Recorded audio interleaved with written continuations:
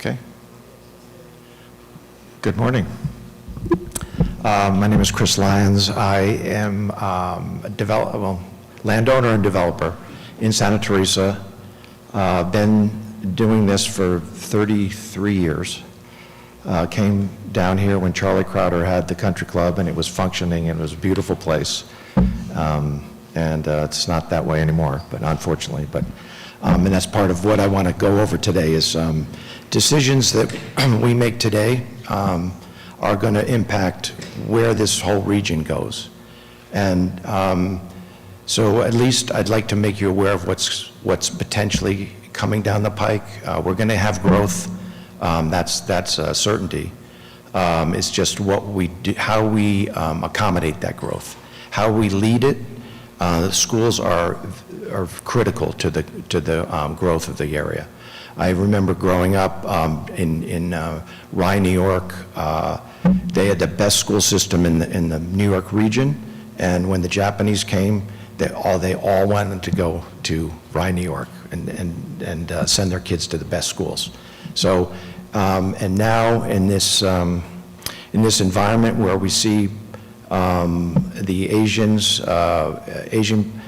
companies that are going to have to come back to North America, they're looking for a place, and I think we're right in the bullseye if we can have great schools, if we can have a great living environment. They just don't want houses, they want communities. And so we have a lot of work to do, but the opportunity is definitely there. Okay, and this is, we try to educate a lot of the Asian companies. Where is El Paso? Where's New Mexico? And so we give them a little, it's 3 states, 2 countries. And really the driver right now is Juarez, because they have a cost-effective labor, but it's also a very it's increasingly educated workforce, and that's what's driving the companies here. And then, of course, there's spillover into the U.S. side, and that's where we're going to get a lot of that. If you look at the growth over the next 20 years in the U.S., almost half of it is going to be in the border states and Colorado, but the 2 monsters are California and Texas. And California, in the 80s and 90s was the draw, and then in the last 20 years, Texas has really come on, and we're right in the middle of all of that. So we're in a good position geographically. This is what's going on now. A lot of semiconductor activity in the border states. The big news was TSMC. It's a Taiwanese company locating in Phoenix. It's a $36 billion investment. TI, Texas Instruments, it's over $100 billion of investment in semiconductor manufacturing all around us. Now, we don't want that here because it uses a lot of water. But if we can do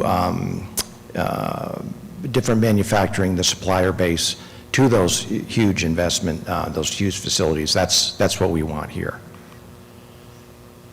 We're talking about an EV corridor from Chihuahua City up to Albuquerque.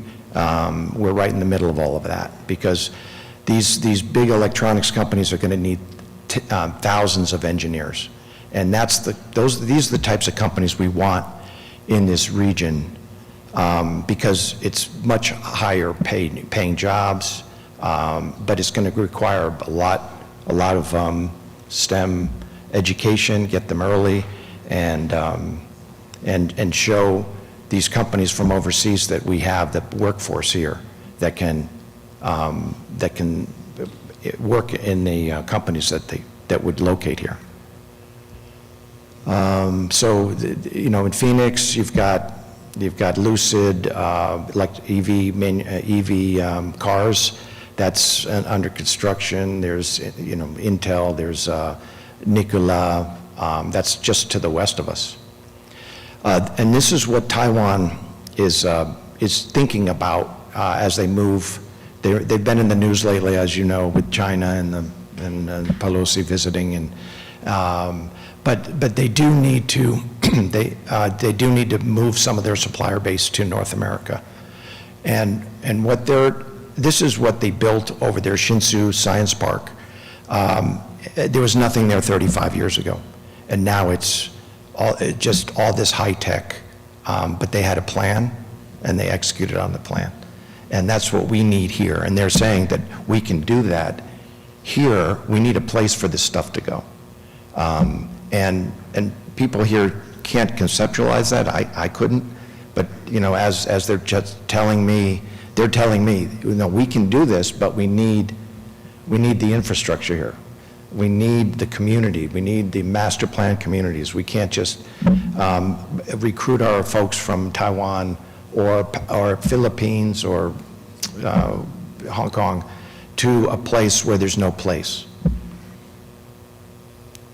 So there's another biotech. And just to give you an idea of what they're used to, all right, in 1990, which is when I came down here, the top photo is Shanghai in 1990.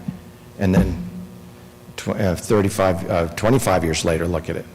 Just unbelievable growth. Shenzhen outside of Hong Kong, nothing but fields, and is now a city. And again, 30 years. And so, and you look at here, in 30 years, 30 years ago we had a beautiful country club, and now that's a wreck. So we have no idea about the potential of the growth that can happen, but they do. Dubai, there's nothing there 30 years ago. Just, it's a city, okay, you got it. So what are the drivers here? We're the inland port for the largest port in North America, which is LA Long Beach. And that's the Sunset route that goes from LA right to Santa Teresa. A lot of people don't even know the rail facility is out there today. That's LA Long Beach. And they've double tracked from LA to here, 760 miles, and they've got 100 miles left to, so trains can go each way at much higher speeds. Okay, that's here. That's the Union Pacific intermodal facility. By acreage, it's the second largest rail facility in the world. And it's 10 minutes from the border crossing, which is very interesting for the Asian companies that are short-term. They're going to have to bring in their supply chain from China to here, but over the next 10 years, a lot of that supply chain is going to have to be moved here. And then from Santa Teresa, it can go to, you know, points east, Chicago, up to Atlanta. So that's a metropolitan area. Here, El Paso is in the blue city limits. Chaparral right above that, of course, Fort Bliss. Juarez in the green. The Santa Teresa, what we call the Santa Teresa project, is in the light blue, and then our counterpart on the Mexican side is the dark green.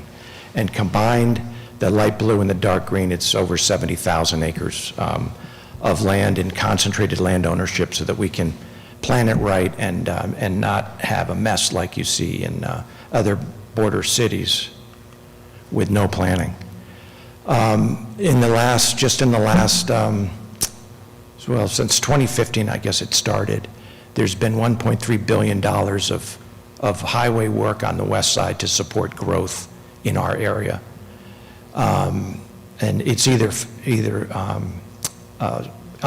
finished construction or funded.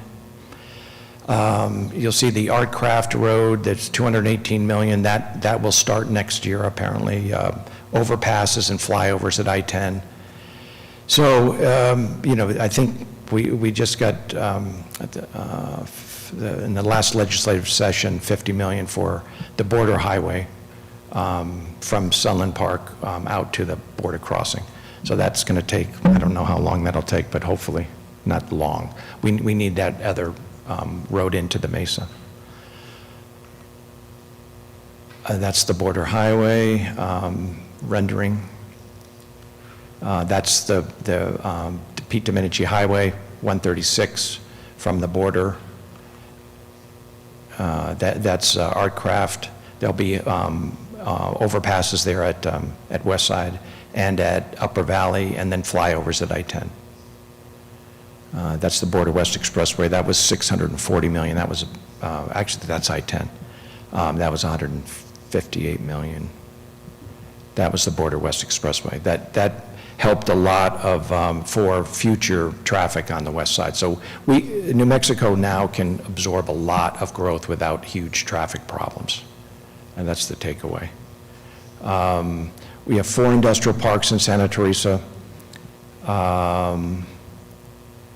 So those are just some photos. We have all the modes of transportation, rail, international airport, obviously the highway and the port of entry. That's the airport industrial park. We have 6.2 million square feet now, so it's starting to accelerate the amount of square footage. That's the rail park. We have our Shoreline Railroad up there. Can take these wind blades out.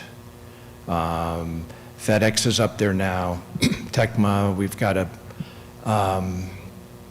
another big spec building under construction. That'll be done in a month, and that's already leased out, so we'll start on more after that. Foxconn on the Mexican side of the border. They're the largest electronics manufacturer, contract manufacturer in the world. Massive, and so they're expanding right now. Renewable energy, very important to us. We have, that's in there now, that's 200 acres. We have another one that's going to go in next year. It's almost 1,000 acres. And then there's another one that's about 1,100 acres that looks like that will go in also. So we'll have a lot of renewable energy up on the mesa. Port modernization. Our port of entry, thank you. We're the 10th largest in terms of northbound truck traffic on the border now, Santa Teresa is. And then if you combine it with the other regional ports, we're number 2 behind Laredo. This just shows you the growing importance of the Santa Teresa port of entry. The red is Santa Teresa, and we're almost 16% of the total regional truck traffic in the region. That's going to grow. Okay, growth corridors. Historically, the growth in El Paso obviously has been to the east side, and in Juarez it's been to the southeast side. There's been some growth to the northeast part of town, some growth to the west, but historically it's been to the east. And what's changing now is that on the east side of El Paso, they've hit the city limits, they've got fragmented land ownership, and so it's pushing growth to the west, and that's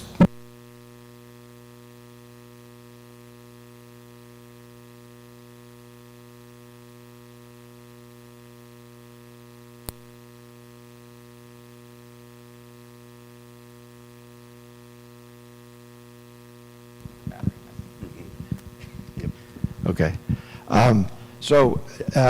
It's going to be forced, the growth is going to be forced into New Mexico. So how is New Mexico going to accommodate that growth? Is it going to be the dumping ground for El Paso, or are we going to really pay attention and do some quality development in New Mexico?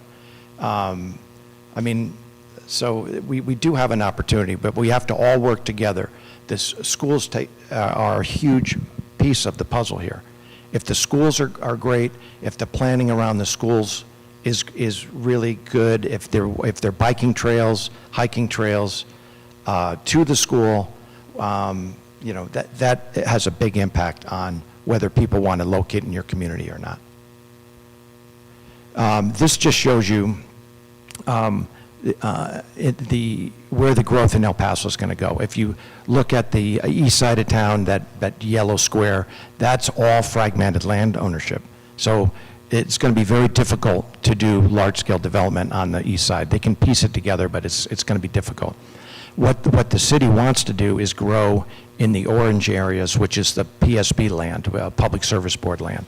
So you can see that it's going to go to the northeast El Paso, which is just south of Chaparral, or it's going to go to the west side, which is, as it goes north of the 375 loop where Trans Mountain is. But that's where the city wants to grow. And the good part about it is the city will do good planning in that area and start to raise the quality of development in this region.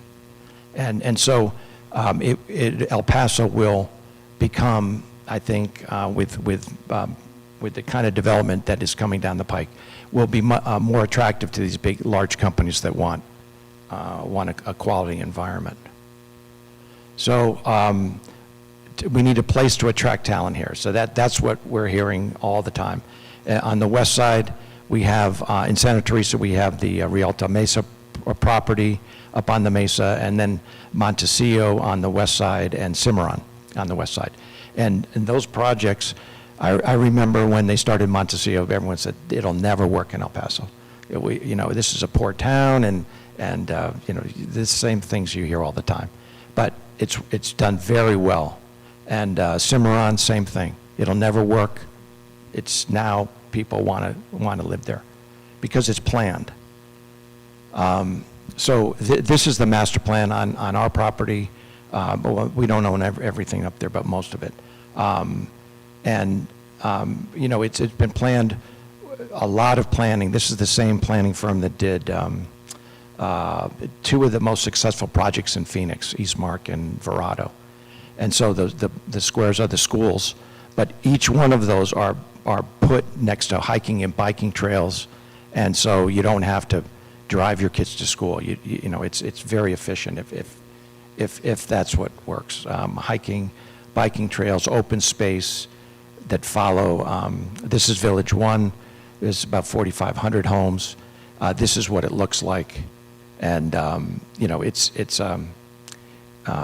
a really well done. And then, by the way, in this master plan community, the developer pays for all the schools.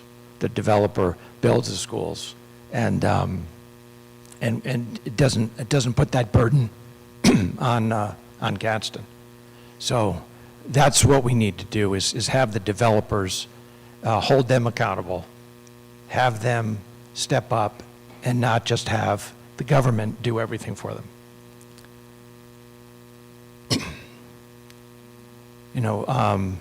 These are developments that this is where people want to live, walkable communities. And a lot of the developers, if you talk to them down here, and they say, oh, no.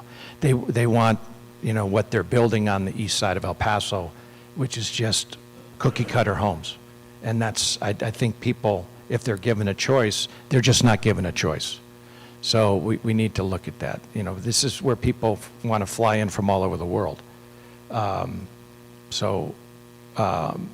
Courtyard housing is in the desert around, if you look at the Mediterranean desert communities, they all have courtyards in their homes, and they can plant trees there. They have their own space. Their backyards aren't looking at 5 other homes, so you have no place to hide in your home. This was done for Sunland Park back in 2008, and so it's not like we don't know, or we don't know what it looks like.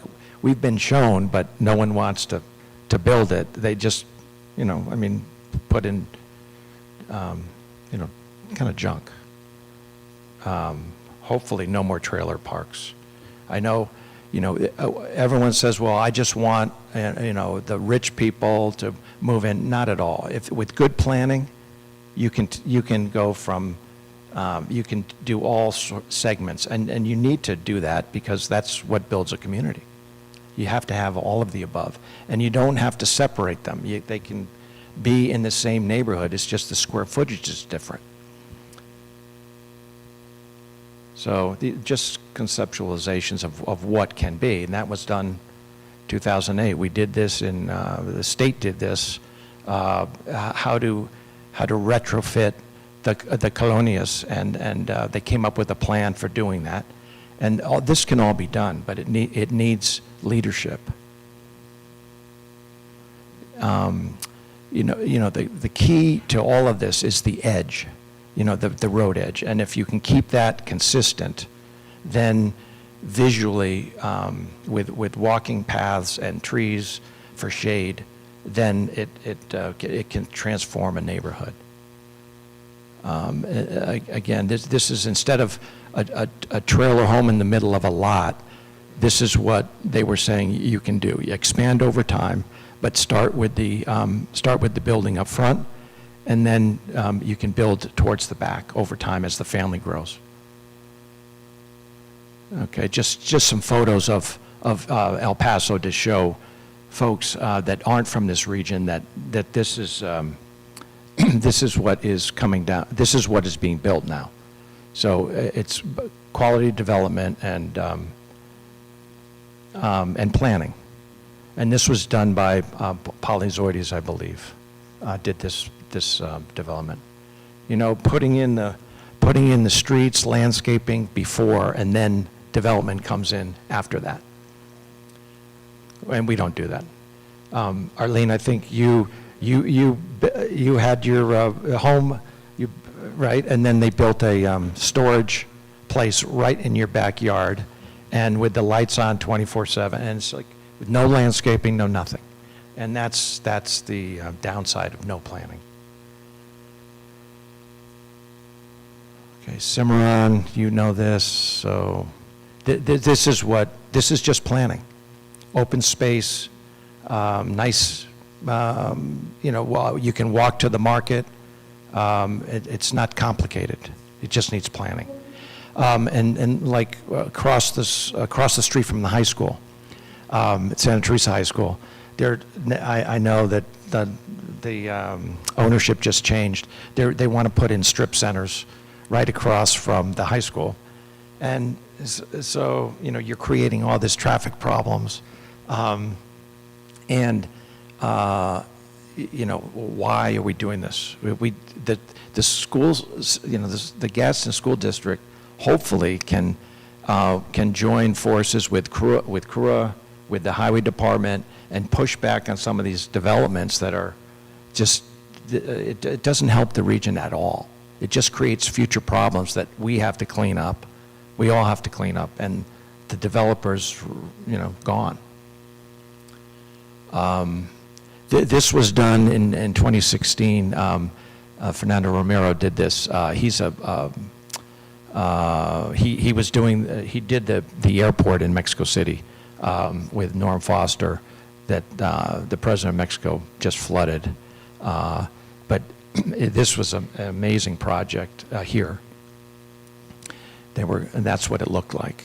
So people have a much different idea from what we envision regionally for what we can do here. We have a clean slate and a great opportunity. So this is what we don't want to do. But this is our food supply system, industrial farming, right? Then they're in there from day one, and that's our food supply, and that's industrial housing. It's the same thing. It's just a financial calculation. It's not where people want to live. That's what they're building. And then you wonder why we have some mental issues. I mean, you're forced into your home to watch violence on TV. I mean, it's pretty simple. We get people outdoors. This is something that schools can do, definitely. We want to do it. This is in Phoenix, in Scottsdale. They couldn't do anything with the land. A guy, Mr. Singh took it over. He took all the biomass from Phoenix and ground it up. And if you look at the inset picture, on the right side of the road, there's nothing. And on the left side of the road, it was 7 acres of trees. And in 7 years, this is what it looks like.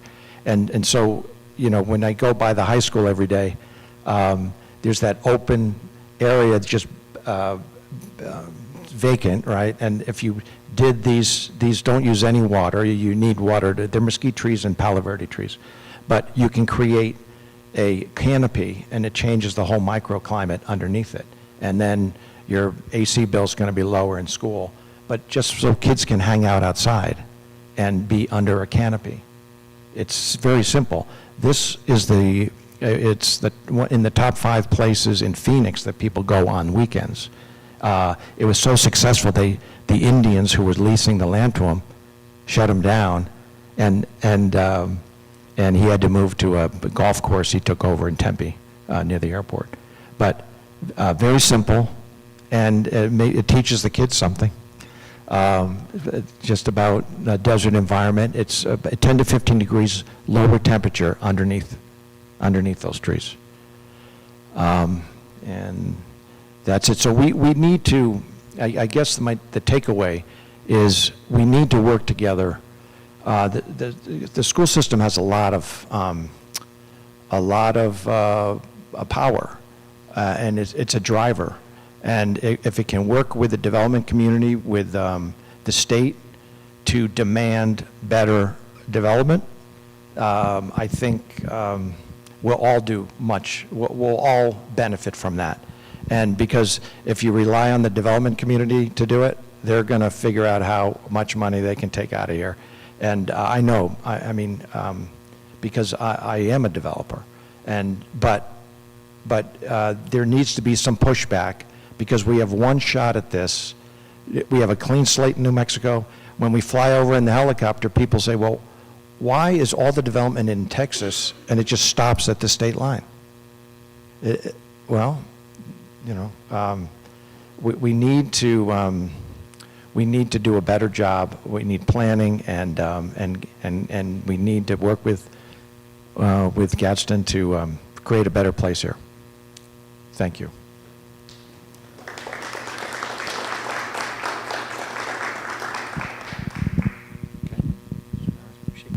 Thank you very much. I don't know if anybody had any, I didn't see anything in the burning docs for a question. Does anybody have any specific question that, Mr. Cano, I'll bring a mic to you.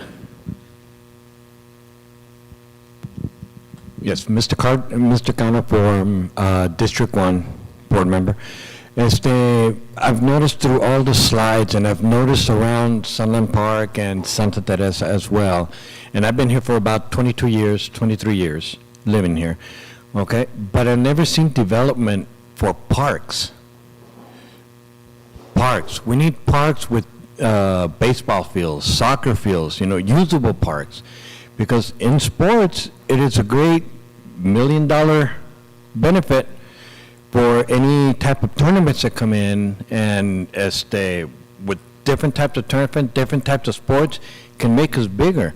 Because there's something like that, like in general, in West El Paso, in just softball and baseball, we have to go all the way down to the east side to be able to play, because there's nothing over here other than Southwest League, and it's basically just 3 fields available to be able to run leagues, and then our furthest one will be Canutillo, which there's only 1 field there.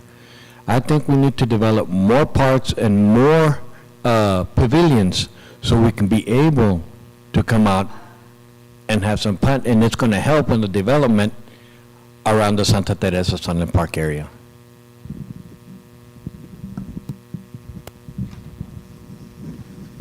I think Mr. Lyons would echo everything you said there, and I don't think that he would argue with any of that. You want to, let me trade you here. Any additional, any comments on that? Thank you. Well, I agree 100%. I mean, that's what a master plan community is. You have usable parks too. It's not just filler. And that's why, you know, the trees that I showed you, if you look at the park next to the mid-school, there are no trees, so where do you hide? You know, I mean, so you need that shade, otherwise, the people won't use it unless it's early in the day or late in the day. So, Mr. Lyons, one of the things I think from our perspective, the question I might have, because this is you know, I think of superintendents and school boards that might have been in this situation, and the first community that comes to mind is Rio Rancho. But we're typically not. In New Mexico, we're not in this situation. So I would maybe ask, and you might not be able to 100% roll this out, but how do we partner with that? I mean, I think this is not traditional work for school boards and superintendents because the communities already exist. And, right? And as I look at this map, and every time I see it, it hits me when you say that blank slate and that clean canvas, it's a lot of area. There's a lot of potential. And so I don't know, I wouldn't even know who to call in terms of like superintendent, well, yeah, I would call Dr. Cleveland, but maybe, and again, you may not be able to answer this, but we're gonna need some help in how, because this is just not traditional work for superintendents and school boards. So we're gonna need definitely some help, a little out of our wheelhouse, and need some guidance from you. Well, I mean, that's what the development community should be having these meetings. And I've actually talked to Michael Martinez to get everyone together in a room. That was a year and a half ago. Nothing. So I hope you're listening, Michael. But, you know, we need to get everybody in the room.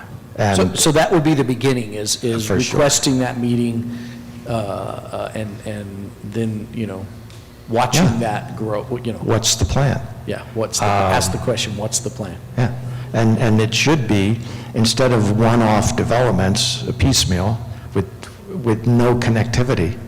I mean, there's a subdivision underway right now across from Arlene's place, and how does that connect to the high school? Right?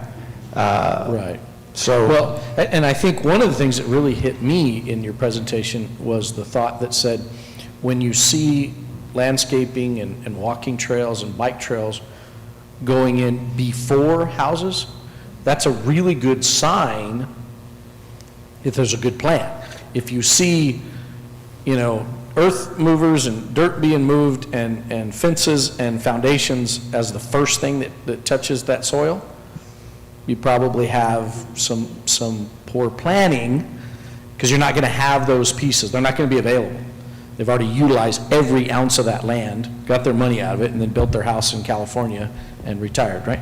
And they're gone, right? So that's the part we've got to maybe understand, that many of these developers, not Mr. Lyons, but many of these developers are going to, you know, they're in it for the money.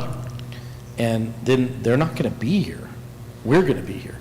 but, you know, actually, you over time, you make more money if you do it right, because then the prices of the houses go up because everyone wants to live there. Right now, some of the stuff that, you look at the stuff north of the high school, there's no equity building in those homes. They're going down. And so that's why you need to do it right up front, and then it will add value and create, you know, equity for the region over time. And that's what we need. The opportunity's there because the demand's there. Why is everyone living in El Paso, right in the valley, when all those homes, that thousands of homes went in? Why aren't they coming over? Why aren't developers in New Mexico? And but we need a plan. We need developers that have the financial capability to do the upfront parks and roads and landscaping, and then the rest comes. Like Cimarron, if you take an art craft, they put in all those roads and the trees, landscape is beautiful, right? And now the nice shopping centers are coming in, and it's not complicated, but you need the right developer. Other questions? Mr. Lyons, I've been on the board for a little time. Years and years ago, Valverde came down, right, and they had a presentation, and, you know, we were blah, blah, blah, and they offered to build schools, but then they told us, you know, we'll build them, and then you pay us back, you know, once you get your money from the state, you know, you pay us back. You made the comment that, you know, we make the developers pay. How do we accomplish that? Well, I sold our land to Verde, and I worked there. I was not involved in the master plan community division of the company, but, so I don't know the particulars of that. That's the first time I've heard of it, actually, that they were going to get paid back for that. But I think it takes a tax increment development district to do these things, a TID. And that's, so the local government gives up some of the tax revenue for a period of time, but it goes right to this development. But after 25 years, you have something nice instead of this thing going that way. So it's a trade-off, but that's how that Village One, the first 4,500 homes, that's how it was financed, is you can go out, borrow. It takes, I think, to start that, it was $300 million. So it's a big number. And that was in 2005. And again, you know, the reason it stuck with me is you say, you know, we make the developers pay for it, not the government.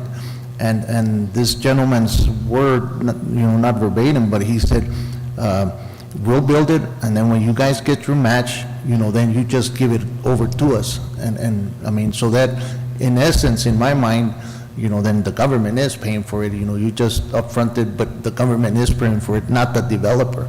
Okay. So again, that's why I'm asking. Okay. You got me. I don't know. I didn't know that they wanted to get paid back for that. But I mean, I think if the point is that you want to have a quality development. All right. So how do you do that day one? Is you have to do a TID or a PID or something so you can finance the infrastructure, because it's a lot of money. And then and then once you get quality development, it attracts more quality development and attracts the companies that want to be there, that have higher paid employees and engineers, and that's what this region, I think, needs more of, is the higher paid jobs, and we can compete with Phoenix and Dallas if we put our minds to it. Mr. Castillo, what I take from your comment too, though, from a superintendent perspective is, you know, we use a debt service company, right, that helps us with our bonds and our GO bonds, and we just passed Ed Tech notes, and they help us with that. But they really may or may not be as knowledgeable about what's going on, and how does that then impact our ability to finance things. And we need to understand those components of it very well, which typically, you know, we kind of pretty surface level. I have some ideas of how we might be able to drill. I've been thinking about that part of it. And I mean, you know, I think I have some ideas of how we might be able to drill down and get another partner at the table, working a little bit stronger on our behalf and understanding locally what's happening. But I'll share that with you at a later time. But I really appreciate your comment, because we have to understand, if somebody's asking us to pay it back, it's really a loan, is what I heard you kind of describe, is you're going to loan me some money and then you'll pay me back. Well, that's going to fall into our GO bonds, SB9, and all those notes, if you will. So we need to understand that and make sure that we're on top of it as well. So I appreciate it. Question? Okay. Good afternoon. So it's not a question, it's a comment. I totally agree, sir, Mr. Lyon, that, you know, planning, that, you know, totally agree with your presentation, that it's very important, but also I want to point it out to my colleagues as board members and our district representatives that are here, is that also we as a district have to make sure that we start moving toward branding our district. And why do I say that? Because currently we have families. I even have neighbors, family members that live in the Gadsden Independent School District but are choosing to commute their children to Isla Independent School District, El Paso Independent School District, IDEA, charter schools, and so we are competing against them because they are an open enrollment district. So we have to also, as a district, we are awesome, and we've got to work towards becoming even better to attract and also to have those families return to us. So we've got to work on that too. Madam President, thank you for that. Just yesterday, we were having a conversation around how we market Gadsden and start working on some, we already have some ARP dollars, some federal dollars we had set aside. Ms. Villalobos worked with us, and we have some dollars, a good, nice little budget to work with, and that would be to help market and brand Gadsden ISD. So thank you. I'm going to say, Ms. Borsiaga, great minds think alike, right? Okay, if there are any, this is a lot to process, and so shoot me questions. I'm going to always stay in contact with Mr. Lyons, and we'll just kind of start working towards how we're going to, I think I probably know some things that he would maybe request of us and myself, and we'll start working towards those, okay? All right, thank you, Mr. Lyons. Thank you.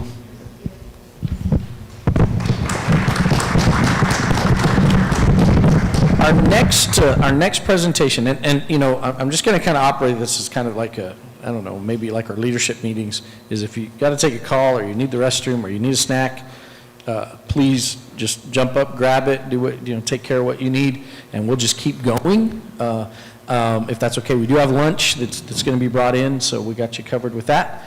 And Mr. Infante, I really appreciate, it was just several weeks ago, we were invited to come sit down and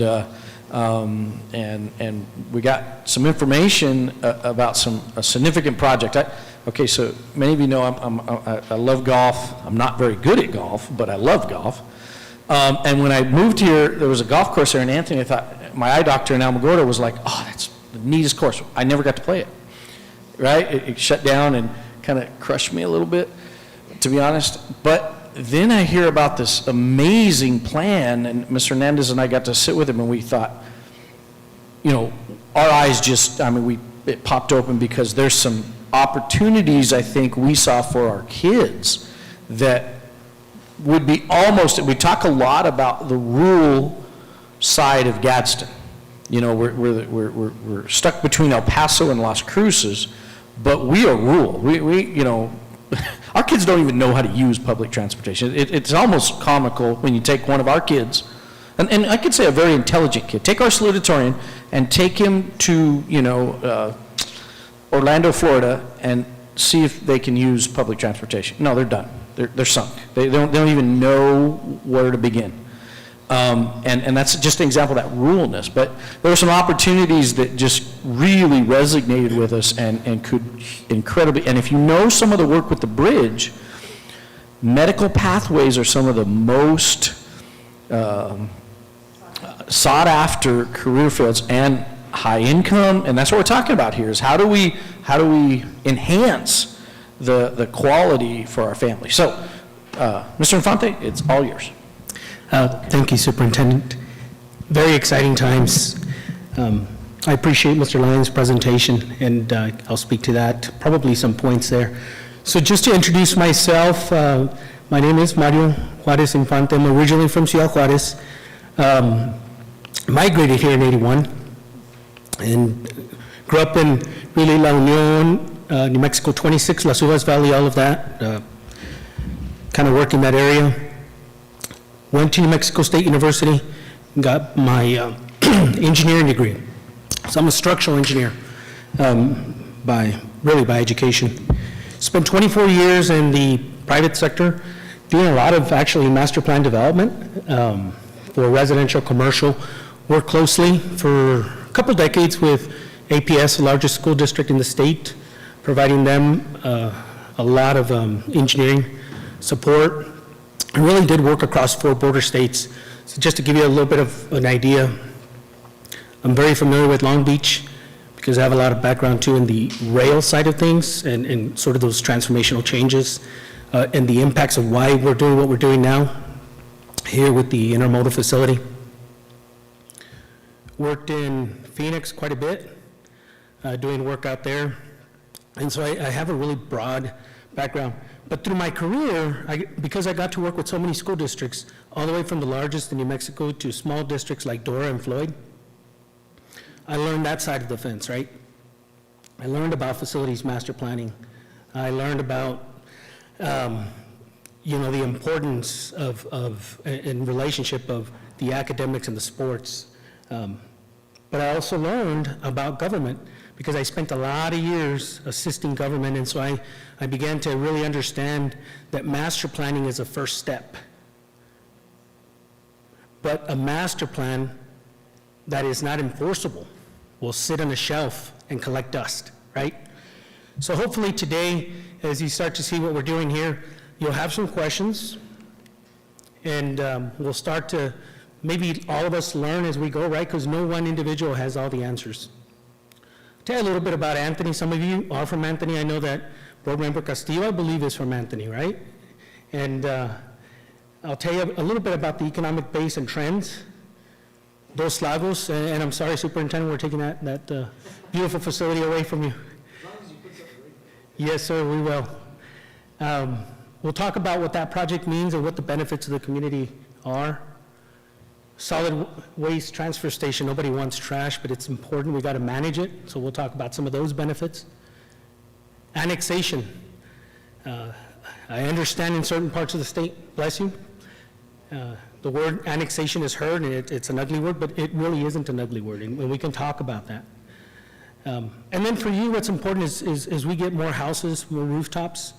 The demographics in this part of the state says that roughly 3.9 people per dwelling unit per home, right? So that means more kids, especially in starter homes. So schools, you're wanting to get prepared.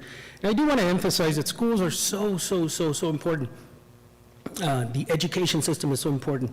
You are the foundation, right, of future doctors and engineers and nurses. And I care because hopefully, God willing, I'll get old and I want a good doctor to take care of me. So that's how important what you're doing is to all of us in the future. For those of you that don't know, the city was incorporated in 2010. It's roughly 24 miles northeast of El Paso and 23 miles of Las Cruces, south of Las Cruces. I put in a couple of other points that are important to take away. We talked about the Union Pacific. Mr. Lyons talked about that. I put that in there because that is a catalyst to global economics, okay? When you think about global economics, there are the two largest consumers in the world is the Asian market and the North American market. That's a fact that drives growth in this region. And the fact that we have an intermodal facility is going to continue. That was a $450 million investment. That's going to continue to draw other industry in. That other industry will need workforce, will have families, hence why the schools are so important, because we've got to be competitive. In 2010, our census for City of Anthony was about 9,600. In 2020, it was reported at 8,693. That's false, and that's a big takeaway here. We believe it's for a number of reasons that the numbers are undercounted, including the pandemic, but from the planning that we've done, we've seen an 18% growth, so we're closer to 11,000 people in Anthony. But I leave the 8,600 because sometimes, we in today's world, we have our phones and we begin to Google and fact check, and so I wanted to make sure that I pointed that out. Doña Ana County, state of New Mexico, for those of you that don't know, we're on a trend to be in the top 5 in the next 15 to 20 years as a retirement state. It's going to happen. There's nothing we can do to stop it. So we have a choice. We watch it happen, or we participate and influence what happens, and we can be the best at it, right? So by 2040, Doña Ana County will increase in population by about 85,000 people. 42,000 new jobs. 3/4 of the jobs coming into the county are in the healthcare industry. Whether you're medical billing, you're certified nursing assistant, radiologist, doctor, nurse. Of that, you can see 35%, or excuse me, 3/4 is in education, 25% is in healthcare. And then you can see the other industries that are growing here. What's interesting about the statistics is education and healthcare is what we're good at in this region, right? And so knowing that, once we have knowledge, we can start to plan and capitalize on that knowledge. I pointed out earlier, we've had an 18% growth in population since the city's inception, 12 years ago. Where the city sits today, it wants to be resilient and nimble. The word resilient is to withstand good or bad, right? I was listening to a motivational speech by Denzel Washington, and he says, you hear from your parents, you should always have a plan to fall back on. And he says, I never understood that. Why do we want to have a plan to fall back on anything?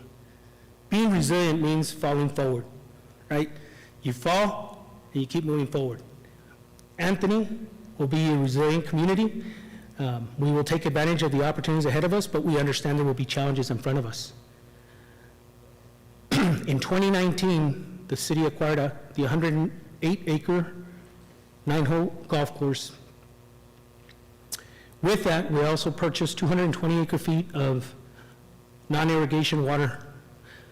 In this region, as we all know, water is so important. And we acquired the water rights for a reason. It becomes an incentive for economic development. And I'm going to tell you a little bit about the vision that began in 2018, when you fast forward in time today, how that vision that began as a multi-generational center has now been transformed into the Dos Lagos Health and Wellness multi-generational center.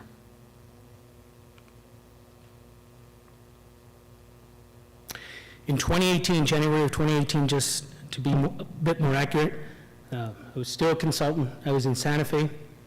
I'm shameless, because my dad was a migrant worker and my mom was a housekeeper. He taught me to work, right? So I'm pretty shameless when it comes to asking for money. And so our Representative Gallegos, asked if we could visit a little bit during the session about this vision she had. So the rendering to the right, I'll walk you through that here in a bit.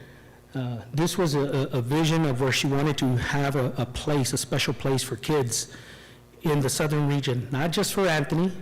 She wanted it centralized, but this would be a facility in Anthony that would draw from La Unión, Chamberino, San Miguel, Berino, all of the unincorporated communities, including our partners down in Sunland Park. We wanted to make this a very special place.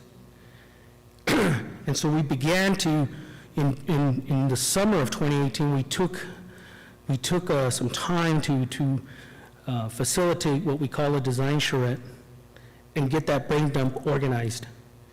And what came out of that, and we said to the representative, it's important to put a compelling vision in a picture. It's much more effective than words. And what we began to identify in the 108-acre site is, you can see open fields, recreational facilities, soccer fields, baseball fields, tennis courts, a couple of fishing lakes. That's why it's called Dos Lagos, because originally it had 2 lakes. Walking paths, and the multi-generational center that's a facility, a community center that draws from all ages, physical abilities, and brings people together. We also saw the opportunity to brand, I heard the word brand, City of Anthony. See, my story was about going from Cruces to Juarez on the weekends to go see my grandma, but the only thing we saw was what? The Dairy Queen. So identity had been lost because the Dairy Queen was gone. So we needed to bring back that brand. So future downtown City Hall is in that rendering there, and some other partners, public facilities. The community knew that we needed to create jobs because we want to create opportunity for the future of Anthony, for the youth, right? And also, we need to create those jobs to raise our GRTs. If we can raise our GRTs, our gross revenue taxes, we can provide better, higher quality public services. And we wanted to have balanced housing. The point made by Mr. Lyons is so true, and I'm going to resonate his point. You can have equitable housing development, mid-price point housing, and high-end housing all coexist, but it comes down to balanced planning. And I spent a lot of years, and I don't mind saying it, spent a lot of years helping the city of Santa Fe, and I learned what not to do, right? Poor planning has now escalated average housing prices probably near $475,000, $100,000 per home, average housing prices. And it's pushed out the locals. Well, we're not going to do that in Anthony. We're going to master plan.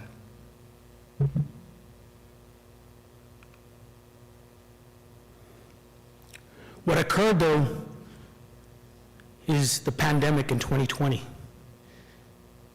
At that moment, we didn't realize what the pandemic had done, but it actually created an opportunity for the city of Anthony. We submitted for, Congress passed the EDA CARES Act, we submitted for a federal grant to bring in an urgent care. Because if you're in Anthony, you may or may not know this, Medicare, Medicaid, you go to El Paso, it's about 40% higher. 40% higher in cost. 6,000 New Mexicans are going on average every year to the Texas side to go subsidize the person doing billings, the person that's a CNA or a nurse or a doctor. We're going over there and we're giving them our money, right? Why would we do that? Because we don't want to travel to Las Cruces, right? Gas prices are up, we don't want to travel to Las Cruces. So we needed to make it convenient. We submitted in 2021, we secured the funding late 2021, and then that changed things for us because we needed a medical provider. We put out an RFP and we're very proud to announce that we now have Memorial Medical at the table as our provider for the urgent care. From that, the story began to sort of evolve and change, and the ideas, and they said, hey, listen, we've been looking at Anthony for over 5 years. We need a 20,000 square foot medical clinic here. So we can provide critical care services, diagnostics, other primary care services. So that led into another conversation. Then, okay, now we need to change the rendering that I showed you earlier. We just began the master planning process to amend that, so that now we're talking about having the urgent care, 20,000 square foot medical facility. We now have Gadsden schools at the table. Thank you, Mr. Dempsey. So we can begin the conversation about an early college. Doñana Community College has brought their Dean of Health and Sciences and some of their directors to the table. This week they had a wonderful conversation that we facilitated that's talking about how do we start looking at our curricula in the future, starting Gadsden schools. Align that at the 2-year level with the early college, and then do what we're good at. We're not reinventing the wheel. New Mexico State has a nursing program, so they're going to come to the table. So now we are creating a model for the 4 border states where we can have the medicine, right? Medicine with our doctors. We can have workforce training and development through the early college, 2-year and 4-year programs, and we're going to have housing. And that is now going to start expanding our footprint as a city, bringing in high-paying jobs, but at the same time, balanced development.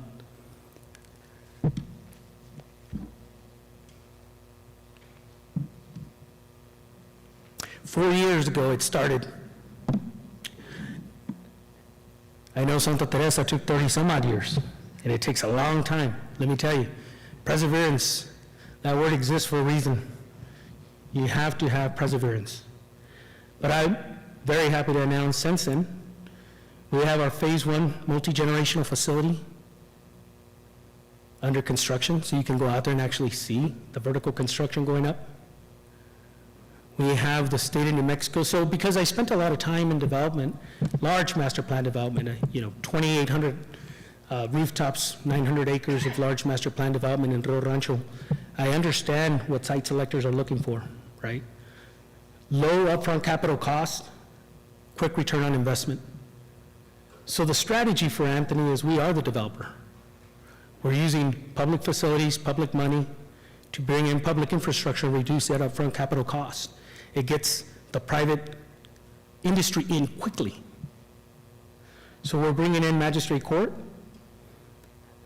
They will be, we'll take their lease, and so we'll be able to enter into a lease agreement with them, and then we'll take that lease revenue and pay the facility back, and we'll own the facility, as well as the urgent care. We own the real estate it sits on, we'll own the building, and we'll earn a little extra revenue, right? So there's nothing wrong with government making a little bit of money. It's important because that money, we're mandated by statute to spend it on what? On all of us. Better quality of life. At the bottom here, the takeaway is the schedule for the first phase of the multi-generational facility. It'll be completed and opened up March of next year. There's a photo of that facility underway in construction. Now we'll finally have some space where we can actually host meetings like this, where we don't have it today. Talked about developing the brand, Future Downtown Anthony. This was really just a concept level at the time that began to identify how we might accommodate the magistrate court, the multi-generational facility, and the future municipal complex that would be a one-stop shop.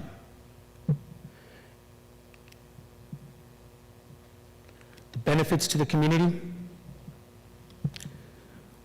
We begin to create the benefits, but it starts with relationships. Memorial Medical is a partner. You are a partner. The community college is a partner. The university, the county, the state through magistrate, Paso Electric energy provider, as well as Lumen for fiber, and other partners that are not shown here today. So this vision that began in 2018 was talking about soccer, baseball, tennis, skate parks, splash parks, sensory centers, fishing. Why not fishing? In Ciudad Juarez, they can't get to a lake. You know how much money the Mexicans have that we can invite over here? They can get out-of-state license, out-of-country license. We can get the Texans to pay a little more if they get an out-of-state license for fishing for one day for youth at this beautiful facility. Los Lagos will be an experience, so when people come, they want to come back again. The experience is that sensory moment, right? That image that is stamped in your head. You continue to remember it. That's why you want to come. We're going to provide it'll provide 34% of Banana resident on Medicaid access to local medical services. Los Lagos will do this. We're going to reverse the flow of money of 6,000 New Mexicans that are going into Texas. We're going to bring them back. We're going to increase our GRT. The gentleman on the corner over there, I believe he's District 1, he said, in 2021, youth sports was nearly a $40 billion industry. So all of those fields you see there, when I was a kid, we used to have international friendlies. I'm a soccer player. We're going to bring that back. We're going to create that back. But Anthony can't do it alone. We're talking, I've had conversations with the city manager in Las Cruces. I've had conversations with the city manager in Sunland Park. We would like for that vision to come together in the next 3 to 5 years. This is a unique opportunity that we can offer here.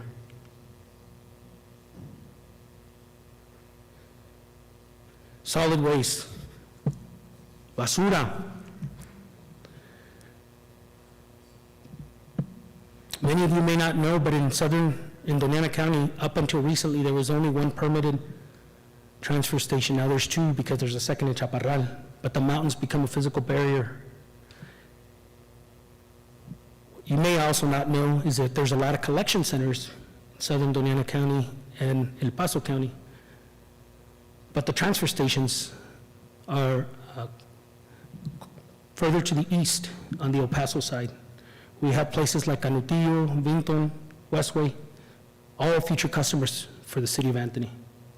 A solid waste transfer station, what does it do? In case you don't know what that is, a solid waste is a location, a geographical location that actually has a vertical facility that will accommodate commercial and residential vehicles to dispose of their trash. So it takes a workforce to run the facility at various levels. The reason people want to come and use you, the reason Canutillo will come, is because we get to reduce their distance, their time, their operation costs, large number of benefits. It's an enterprise. That word enterprise, it means it's a money-making opportunity. These are just some numbers. As we were looking to develop the idea, right, as a consultant, I always said you have to identify the need. The need, the industry experts were telling me, we can, on day one, capture 250 tons per day, which equates to $17,500 on a daily basis, or 5.4 on an annual basis. Basic math, 10% rate of return, that's $546,000 to the bottom line for the city of added revenue. We can then take that revenue and provide additional services to the city. Better streets, more parks, all of the necessary quality of life amenities that's going to attract industry. So I'm happy to announce that the board approved the feasibility study. So now we're underway. So there was a question, this is a learning moment, there was a question about planning. Planning is step one. We're going to do the plan for solid waste, but what we're doing differently, which 95% or more across the country don't do well, is we've got some industry experts in there. It's not enough to have somebody who knows how to collect trash. That's important. They're on the team. You also have to understand what it's the land use component, and then how we make it policy. Well, that's called zoning. So we'll take this feasibility and we will rezone. We will develop the financing strategy, so we have a finance expert on our team. And we have to prove the number of jobs. So how do we do that? Well, we have an economist on our team. So all the experts are there to do what we need to do in this region. We just have to put the right players together.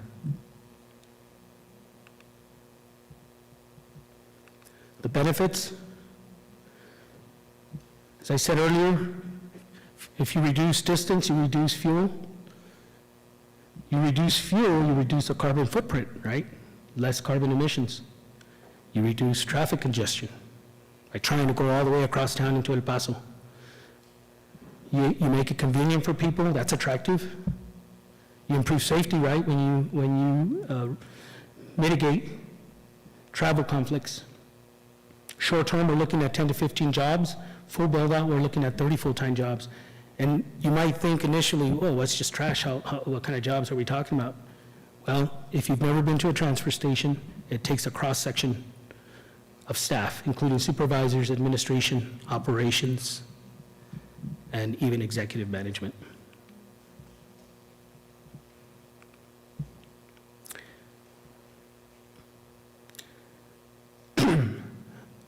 The future freight flows across Santa Teresa will have an impact. For those of you that don't know, just under 55% of all commodity is moving to the Houston Triangle, so they're going through I-10. There's no accident when TxDOT is improving the Northeast Parkway into the I-10 corridor, right, through US 54. NIMDOT is equally improving our interchange at the 404. In our lifetimes, we'll see increased freight flows northbound and heading east, and guess what? They'll go through Anthony. So we're starting to look at that interchange, master planning it. We are starting the annexation process this year. And next year, we'll start the actual land use planning and the zoning regulations. Then it becomes enforceable policy. This is where we've got to work together. The land use planning does need to incorporate the school districts, because when we identify the acreage, for example, that's residential, we can identify what we call dwelling units. How many rooftops can we build? and we can calculate, we can estimate roughly increased student population. Your planners on the school district side, when they look at the facility master planning, then they're charged with starting to look at, okay, in the future, the demographics are going to change in this manner for the overall district. Juan Anthony will be in this manner. We need a future elementary school. Okay, the school district comes to the city and says, we're going to need 10 acres for an elementary school, or we're going to need 20 acres for a middle school, or high schools typically are 75 to 100 acres. That's the collaboration that needs to occur. So I'm going to continue to just encourage you, and thank you again, Dr. Dempsey, for really starting to break down the silos and start thinking, let's work together. And then lastly, it's inevitable. For those of you that don't know Dr. Fullerton over at UTEP, he maintains the Tri-City Economic Model. Listen, the next 4 decades, it's West El Paso, they're running out of real estate, and it's going to be Southern Doñana County. When people start figuring out they're paying 10 to 12 times in mortgage insurance, they're going to come to New Mexico, right? So today we've already got one subdivision that's under construction. If you go out there, it's 66 lots, what's in commercial. We have some housing. This was the old master plan that we're going to amend now because of the medical aspect of Dos Lagos. But we have a developer, Roma Homes, who has a subdivision that's in the preliminary plat phase for 135 residential homes. We're going to accommodate some housing in Dos Lagos, so all of those will bring in, right, new families, students. And Tierra del Sol has already come in. They're developing a concept at this moment of how many homes they can build within a 10-acre site if we're able to provide that to them.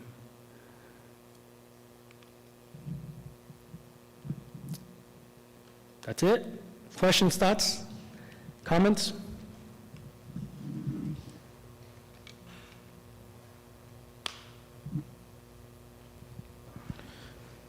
Yeah, you had a question. A quick question, Mr. Infante. Tierra del Sol is getting ready to put in 135 homes. Is that what you're talking about? Roma Homes is in, they've already come in with the preliminary plat for 135. Tierra del Sol has requested acreage. We're entertaining 10 acres at the moment for some affordable housing. So will the town of Anthony, just what we're discussing, Roma Homes will plan the development, kind of what we're talking about with the facility, of the ability for trees and like the quality of life will look different for that community, or? No, so my focus since I've moved from private sector to public, I have 3 major initiatives: Dos Lagos, the transfer station, and the annexation. Next year, and a 4th one, we are codifying our ordinances. That's so critical for any public body. We're doing that. Next year's focus, we're going to start looking at our land use for the overall city, and then making sure that we start moving towards zoning regulations. But there's other things, tools that need to be put in place, and we will be putting those in place. The subdivision regulations need to accommodate impact fees, as an example for development. We don't have that today. So next year, we're going to start working through that. We're certainly going to invite Gadsden schools to the table, and we will have the future tools to have quality planning, quality housing. And I think that's an important piece, well, on the district side, because the communities do impact the schools. Does that make sense? So I'm thinking, as a person who lived in Anthony all my life, the Texas side, which is still New Mexico, right there on 4th Street. Mr. Cano? I guess my concern is, as a principal and as a teacher in that area and in the district, thank you, first of all, for Town of Anthony for at least working on these pieces, because we as a school community see the impact of the housing, for example, the apartment complexes where there isn't anything for students to do, and so they're hanging out, they're bringing, that's the impact that comes from the community to the campuses. And so we're dealing with issues really outside our control, but because there really is nothing for the community to right, to hang out or participate. And so I think that's an important point as we partner with the different entities that we work with. Thank you. Thank you.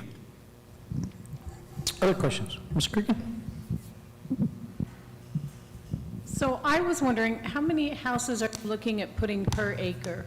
You know, when you're looking at bringing in those houses from like, you know, Tierra del Sol? So typical houses, you'll hear developers talk about 5 DUs per acre, 5 dwelling units per acre. Some of the density that's come before the city, they're looking at higher density. When I say higher, we're talking about 7 DUs per acre, which gets to really much tighter. You're talking 70 houses per acre? 7 houses, 7 seven. DUs, dwelling units per acre. And that really becomes really tight development. And you heard me say earlier, quality planning, we believe you got to have all of it. But this year, that is not our focus. We'll start focusing into that next year. But that, you know, we talk about smart planning, in my mind, it really falls onto government. It's up to us to make sure that we're doing the smart planning and putting in the right tools to ensure that. So one of the things that I see in Anthony are things like shopping areas, grocery stores. So everything we have is on that Texas side right now for our residents to shop. You know, Walgreens is Texas. You know, there doesn't seem to be anything local to Anthony, New Mexico. Are you looking at bringing in some of those type of businesses, you know, that would really benefit our families? We are, if you're able to put that slide on the interchange back up. No, that's okay. But the reason we're looking at the annexation is because the traffic is such that most people, you know, they look at the interchange on the Anthony, Texas side, and they think, oh, if you do the interchange in New Mexico, you're going to be competing with each other. You really are not. They're two very different traffic patterns. So the traffic that we're looking to capture on the O'Hara I-10 interchange is going in a different direction than the traffic that would go through the Anthony, Texas side of things. And so that's where we're looking at developing the commercial, the retail. Obviously, there'll be a fueling facility. I've had already one conversation with one large fueling facility that's very interested. We've got a partner. We don't own the sewer and water. Anthony Water and Sanitation District does. So as we start to move along, and we do work in collaboration well with them, those are the kinds of things that we'll be planning for the future. Is really the infrastructure to support that. But yes, we will start developing that on the New Mexico side as well. It's towards the very end.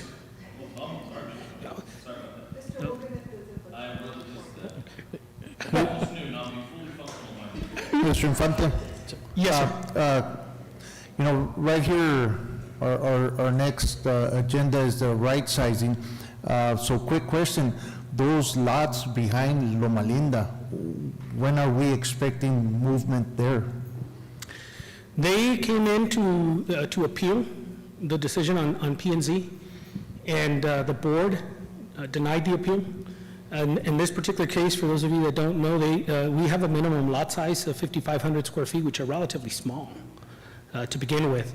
And Roma Homes came in to appeal that and wanting to set the lot size at 5,088 square feet. I don't mind disclosing. My job is to inform the board and let the board make decisions. In my opinion, they're too small. We're going to grow regardless. So if the developer chooses not to build those, we may be another year or two before the next developer comes in and decides to develop them. So I don't know when that'll be. And again, just because, you know, they're next to Loma Linda, and, you know, what I don't want what happened here at Santa Teresa to say, you know, the developer tells them, hey, you know what, that's your school, and, you know, we run into this trouble. So just for us to, you know, be ready for that. Yeah, I would certainly say be ready. If I don't know where you are with your facilities master plan, but that's a 5-year plan, right? It's definitely going to be in these 5 years. So plan for it. Thank you, sir. You're welcome. Thank you, Mr. Castillo. You really maybe hit the nail on the head for we have to be at the table and maybe even driving some conversations, because we don't want to end up with a beautiful, amazing, well-accepted school and people across the street go somewhere else. right? That's been a thorn.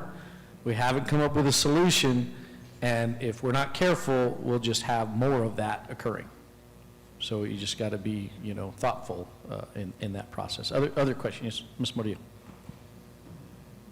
So it's just a comment. I think it's very important that we have a relationship with developers in our neighborhood cities, because we hear all these rumors and we see these presentations about great ideas, but at the end of the day, we have to do the work as a community and leadership that we're right here to have those relationships in order for us to see, hold you guys accountable, right? That there was this partnership with each other. Because I keep hearing, well, developers keep coming in, well, yeah, but if we would have known that this developer had issues with the city in the past, we wouldn't be here now. We wouldn't be having these conversations or rethinking, should we work with you guys? But I think it starts now that we need to start building that relationship and networking. Sunland Park, Las Cruces, because we do have schools all over the place. It's just a comment. Yeah, thank you for that. I had an experience this week where we were going through, I spent a lot of time at Gadsden High School the last few days. All of us leadership team-wise have, and had a kind of one day saw a lot of students in the office, if you will, just waiting. And so when I asked what's going on, those are the out-of-district transfers. We hear all the time, we hear about families leaving our district. I think the number, Ms. Hernandez, correct me if I'm wrong, but they said, oh no, we have 20 out-of-district students coming in. Right, and those are individuals that live outside Gadsden and have to go through a process to make sure we have enough space for them. We don't talk about that very much, do we? But it kind of hit me like 20, and these are individuals that live in just north of us. You don't hear that story, right? I think we need to work on that story, maybe, yeah. Other questions or comments that, okay, Mr. Infante? Appreciate you, sir. Thank you so much. Good luck. You guys have a good morning. I think what we may be probably learning here is, again, as I mentioned as we started, this is not a typical space we're in a different environment. This is a unique environment that most school boards and most superintendents don't have a part of, because you just kind of don't have the kind of growth in areas like this, and so it's exciting, but it's going to have to take probably some right sizing. So that's our next phase of this is to start maybe have some dialogue around.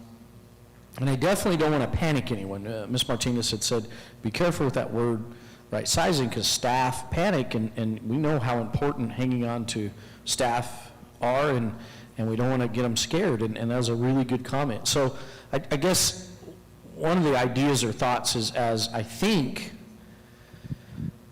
right now we're in a space where we might need to consider some of our facilities, and maybe even consider consolidating, combining in some areas. And the reason why that's so important is, let's just say we had an amazing developer come in tomorrow and we start seeing all this development we're talking about, it looks beautiful, and they say, Mr. Dempsey, I got 20 acres and we will build you, and we won't make you pay it back, because you got to be careful of that, right? A brand new elementary school. Right now, I would have a hard time accepting that deal. Why? I don't have the dollars operationally to staff it. So remember, the expense to build a facility, that's one thing. The year-over-year expense to staff it, that's where the big expense is. Okay, so right now as we sit, Mr. Carmona? Sure. Do we want to take a break? Do you want to push through? All right. I'm reading the audience. I'm reading the room, and the room says keep going. Right. So, you know, I think those are the spaces we maybe want to investigate and figure out where we're at and consider, because I'd like to be poised, like the district to be poised to say, okay, we've made some decisions, and that developer comes to me and says, Mr. Dempsey, I want to build you a brand-new elementary school. And I can say, where do I sign? Right? I'd even take a further step. Here's some, you know, light, that we're in a great place in terms of, we already know we have remodel reconstruction projects at all middle schools. In the next 3 years, those are all going to be launched.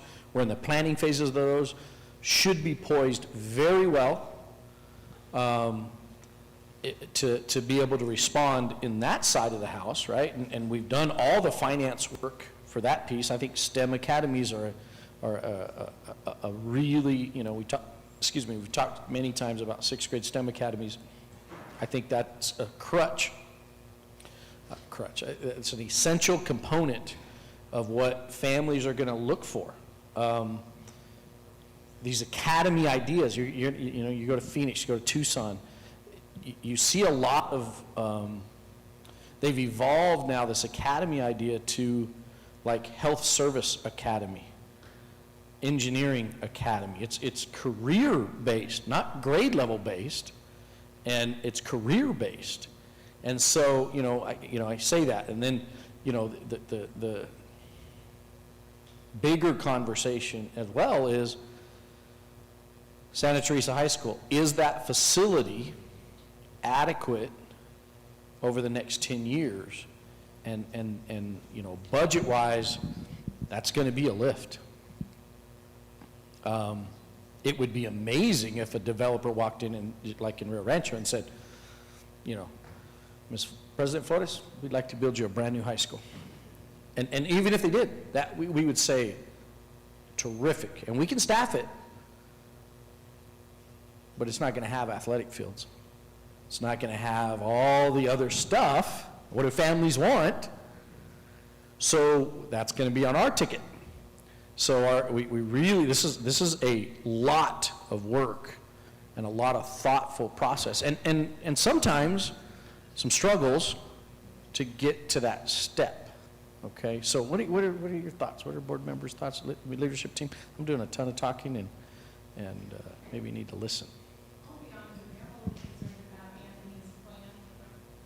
I'm a little concerned about Anthony's plan as they go forward. I see a lot of housing going in small spaces. I don't see a lot of infrastructure going in to support it.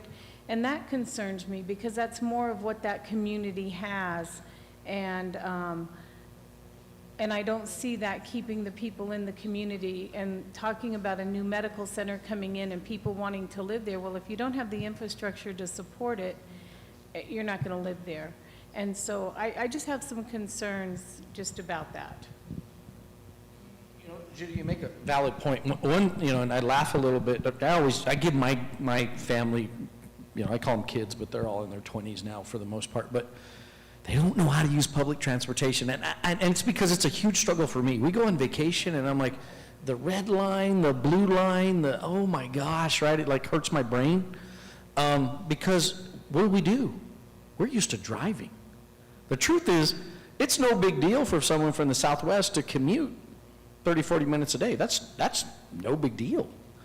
So to Judy's point, you might have a job in one area, and they already know, well, I'm just going to live here and I'm going to commute. And that's kind of like the default thought for families in the Southwest. You know, and maybe, you know, if somebody thinks I'm way off base there, tell me. Yeah. I can't speak for Mr. Infante, Judy, Mario. I sat in on Thursday. I'm part of the steering committee for the planning, and I think if he comes back in, he can clarify some of those pieces. Currently, the way they're coming in is because it's their old ordinances, and as they meet with their council, and they're changing those for the future. He didn't show the piece here because the other meeting that I attended was specific to like the egress and all these pieces in regards to how they're coming in, how 404 from Chaparral is expanded, how the road will be widened, where they'll be coming in. Duffer Lane is going to be split into like 3-4 lanes. So you won't be like entering through Anthony. There's future plans for that side where I think it's a Circle K now, Pickwick, as they annex some of those areas and things like that, that they're working on all those pieces. That's why. And again, I can't speak for that whole piece because I was more there on the education side, but it's like a big master plan in regards to infrastructure, because as they put in the medical facility, like it's gonna be off the freeway, it seems like. That's the goal, to be able to have the doctors, everybody I'm making homes that people will want to live in that area and stay. But I know he's out talking with Mr. Lyons, but when he comes in, just to clarify it, but there is a big infrastructure plan for it, because even designing, I don't know if you all are familiar with Anthony, they have I think it's the water waste plant there, right? Or what, I don't know what that is, next to the golf course, the wastewater, right? And so they were talking about what kind of building goes there. We can't have the lake there or the basketball courts there. And so they're talking about how is that plan going to, but I know what you're worried about, because that was my question. I'm like, what this community needs is like things, like we had the same conversation about everybody goes to the Anthony, Texas side, to the Walgreens, so that's why he was talking about bringing in like a gas station up over there, I don't know, by the college on the New Mexico side. But there's always this contention that they're fighting with each other, but I disagree with that, because a lot of people coming down from Chaparral, for example, grabbing that freeway can stop and get gas at a big gas station there if they needed to. But the other piece that I questioned, it's funny because we're all on the same page, was the need for like a big supermarket, right? Or some more of those types of pieces for the community, because the money is not staying in New Mexico, it's moving to Texas. But there is a plan, and I don't know if Mario can come in and if he has a chance just to clarify that for me.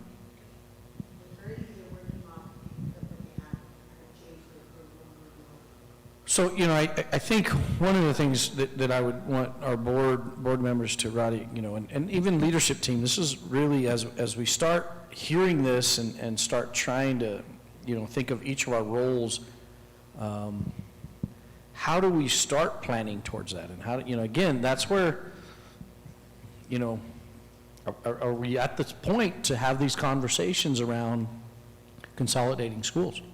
Because the problem that sits right in front of me, I think it's in front of me, is that, again, if we had the money to build an elementary, we don't have the money to staff it today. So how do we start taking steps toward having that ability, so when it becomes a reality, it's pretty much seamless? And those are, I mean, I'm not saying those are easy conversations. We've looked at enrollment at each individual campus. We've looked at, you got to consider the age of each campus. I think that has to be a part of the conversation, maybe the primary driver, if the decision is to start combining campuses. I think you got to look at the current facilities and the older campuses. It would make, I think, good common sense. It says, let's not make investments in those older facilities. We have a newer facility very close. But, this gets tough because, I don't know just about older facilities. I know that we've had this discussion before, but also a number of students enrolled, because fiscally, like, we're maintaining an entire building sometimes with half of what they can house, right? And I'll give you an example only because I was in one of the campuses and I was like, wow, we remodeled it a couple of years ago and the floors and everything still looks, it's an old building. And the campus is Mesquite. They're at about, I think yesterday we said about 220, what? 228, right? And then I'm partial because North Valley was my campus and it can house 500 students, almost 600, I think, 500. I don't remember what the capacity is. And they're only at 240, right?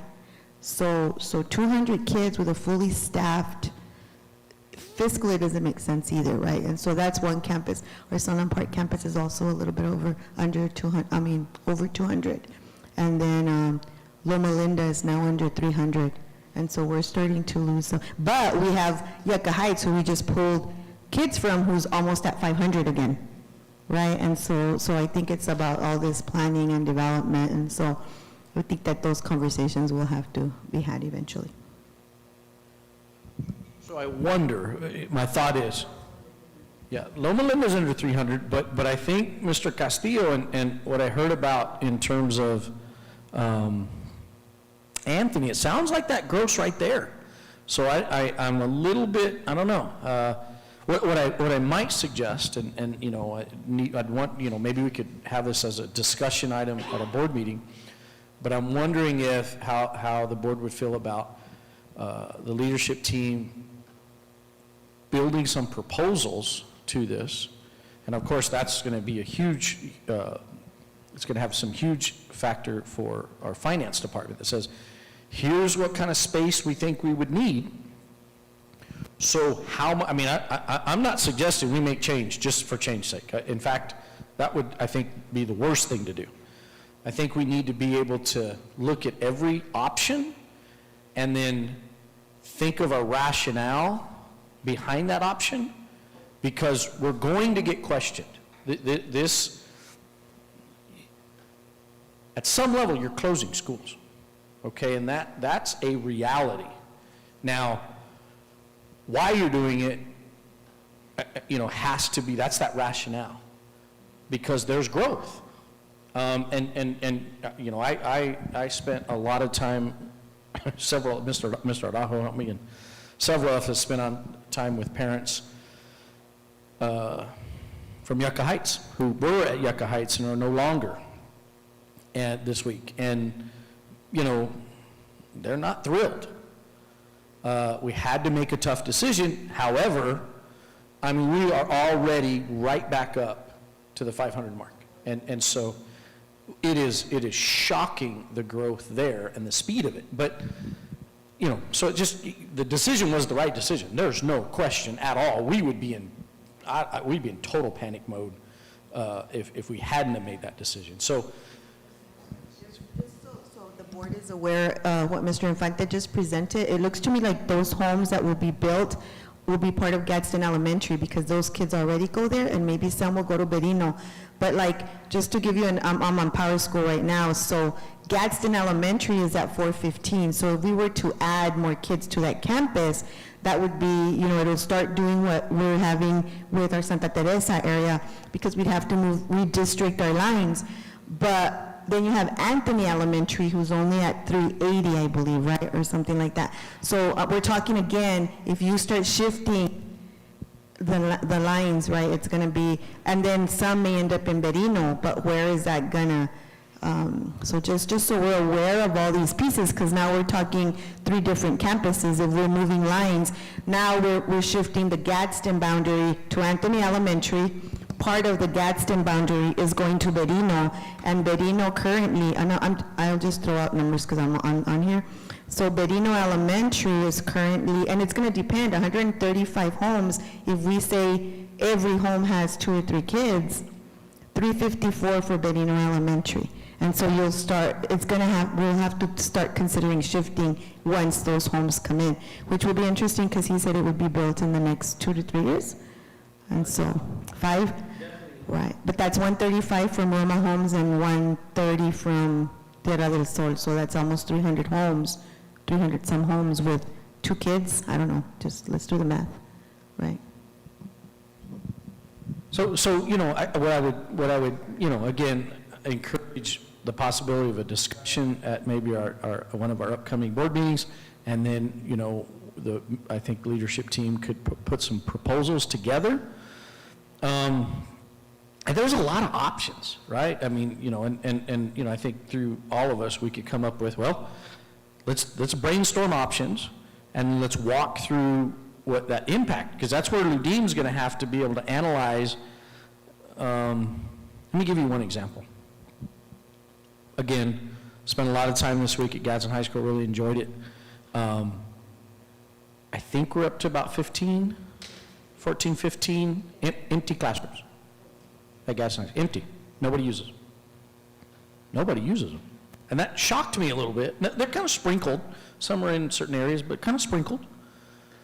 And you know, I don't know if this really does a lot budget-wise for staffing, but I can tell you, and I'm not even saying this is a good idea, Alta Vista would effortlessly fit at Gadsden High School, effortlessly. So, I don't know, is that a thought? Right, and I don't know, is that a thought? Does that help us with facilities? Kind of think so. Like in my mind, I thought, well, what would be the benefit of that decision? I think you lose centralization, right? But you save on facilities and maintenance. Because I'm already maintaining the buildings at Gadsden High School. I'm already sweeping floors. I'm already have the staff there. You know, I don't know. So those are just, is that enough of a savings? It may not even be worth it. Do we talk about, because I think somewhere the plan has always been, let's move those kiddos to DACC. But getting DACC and that energy moving, you talk about pushing a stone up a hill, that has just been, I mean, we've had conversations, there's opportunities there. I don't want to say there's not opportunities there, but they're not going to fund it because they can't. So one of the things we have to recognize with higher ed is they cannot expand square footage wise. I mean, they're like, their finance, I don't know how they get financed exactly, but their footprint square footage wise, I mean, that's like a big deal for them. And they're basically being told, no, you're not expanding square footage wise. And I think in New Mexico, probably what happened is a couple decades ago, we had several like smaller colleges you know, created in New Mexico, and it's on our state budget. And it may have gotten to be too many, and so they just basically said no more square footage. And so, for example, DACC used to have a office in, or a campus in Hatch. That no longer exists. Hatch Public Schools now owns that facility. Carlsbad, NMSU Carlsbad had a facility that they're now an independent. So they gave that up. Why would NMSU give that up? Because see, that was square footage they already had, so all that square footage, now they could apply it over here at a different campus. There's a lot of conversations about NMSU Alamogordo not being an NMSU campus too much longer. So I don't know if that happened, that's way out of my wheelhouse. But I think, you know, I think we see that maybe we need to start having these conversations and figure out what the best plan is. Review our facility master plan. I don't know that I'm pretty sure to say our facility master plan doesn't project that kind of growth that I recall. Does it? No. So I kind of feel like we maybe start there to review this and maybe go back to ARC and say, hey, did you guys miss something? Or, I don't know who else. Well, we need to be sure before we take these big steps. You know, there's a little bit of leap of faith here, and here's what I might caution the board is. It probably is okay to take a step of faith, but not a leap of faith, right? Because, you know, we got to be thoughtful here, and we want to get ourselves way out here in this space, and then the community suffers because of that. Okay, so I still am talking way too much. Any thoughts?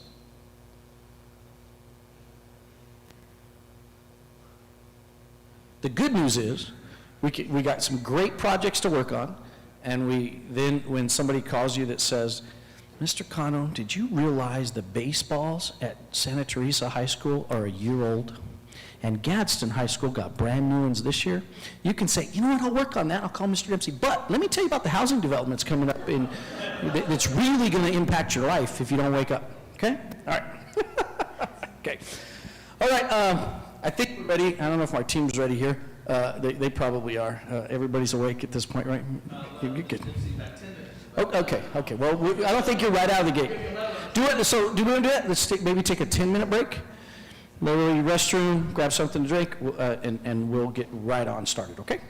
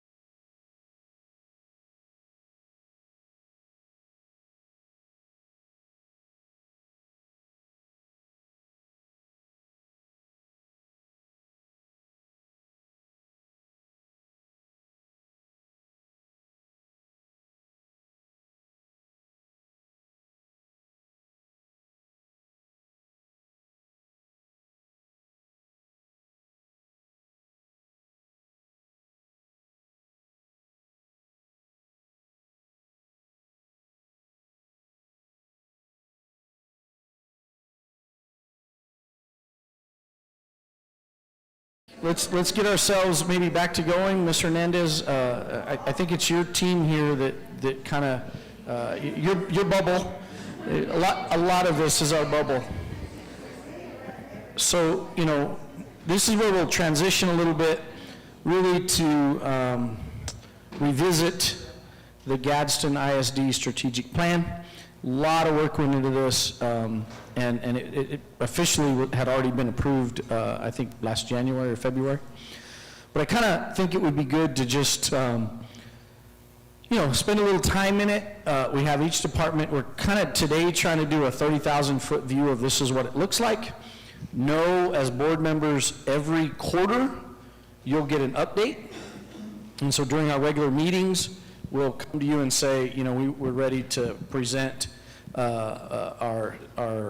some status of our strategic plan, and you'll get an idea of how we're doing this. Remember, the part about the strategic plan, or a lot of it I like, but one of the pieces I just think is really important is the community needs meetings. We did, remember, it was unique because most districts do one. We did 3, and I think that was very wise. And we got a list of over 200 community needs. And so my hope is, at the end of this, we're able to document we've addressed all those needs somehow. And then, you know, what's that mean? Well, community's still going to have needs, and we're going to go back and, but if I were in a school board member's position, that's also another thing that I would focus my efforts and work on is look at all these needs the community told us about, and this is the work we're doing to try to address those needs. And so there you go. So Mr. Hernandez, I'll let you take off from here. Okay, again, good morning. Thank you, everybody. So as Mr. Dempsey said, our strategic plan kickoff meeting is today. It feels like we already know it inside and out because we've been working on it as a group, as a team, with the community, developing it. And if you recall, I believe the board approved this. It was either late February or early March of this last semester. And so as it was approved, some of the pieces are too late to start. So we decided that in the summer, as we sat as teams, and we did implement some of the pieces, but we really have not had the time to really start analyzing the data for it and all those pieces. So today, we will review it as our kickoff, and like Mr. Dempsey mentioned, then we'll come back as the school year progresses with an update on all the pieces. We do have every board member, every department here, every director for the department. Now, this first slide is just really the links to the community needs survey that I think there was over 100 and some needs that were specific to our communities. And then we were able to work with CES and Mr. Chavez in identifying the top ones. And then from that, we developed the strategic plan. And so I'm not going to click on the strategic plan because the presentation itself will go over each of the big goals that we had, the strategic goal and then the rationale of why this goal was picked. And so what we'll go ahead and do is strategic goal number 1 was to develop and create exemplary learning environments through different modes of instruction and evaluation. And of course, the rationale for the goal was that students needed to have the opportunity to develop the critical skills and to be able to apply them, right? It's easy to learn them, but how do we apply them? And so that's an important piece for our team. So as we go through the presentation, you'll see that we identified the strategic priorities for our strategic plan, and again, based on community needs, and then based on what the academic team, once we ranked those and were ranked by us as a team, what we felt was our priority for this school year. And so you'll hear different people in the department speak about their particular areas. So we'll go ahead and start, and I believe the strategic priority for goal number 1 was to build layer 1 structures that students would have in the implementation of our multi-layered system of supports, right? And that's pretty much Mr. Duggan at this point. Sorry, Mr. Duggan, I was going to give you the microphone. It's there. No, it's okay. So good morning. So I actually have On this, the numbers 1 through 6, and we kind of define it as, this is what the MLSS, multi-layered system of supports is. And so, without going through each of these, there's a layer 1, there's a layer 2, there's a layer 3, there's school support, there's family expectations, community schools, and then finally, structured literacy. And so I work with a lot of the different areas within the district. One of the things that I would say as our goal from the MLSS is really just to fully develop the MLSS, the multi-layered system of support, as a structural component with different measures and checkpoints. So you've heard myself and a couple of the administrators, or even we were at a board meeting last year with one of the students had mentioned statistics or measures in Panorama. And so you'll hear that term periodically over the coming year, because Panorama is one component of our scoreboard, is what I call it, or our system of metrics. These are much more of the intangible aspects that impact school. And then we also have another part which kind of just focuses heavily on the test data. So those two things are kind of what we're bringing up as our checkpoints. You'll also be, and have a lot of our questions have been centered around the Marzano contract that we have for professional development. Marzano offers what is called a high reliability schools framework. And so a lot of these things are built into the high reliability schools framework, and that framework itself will support a fully functioning multi-layered system of support. And so what we're trying to do with a lot of these, with these strategic goals, is really move ourselves from a reactive system where we look at our test data, we analyze, and we either celebrate or we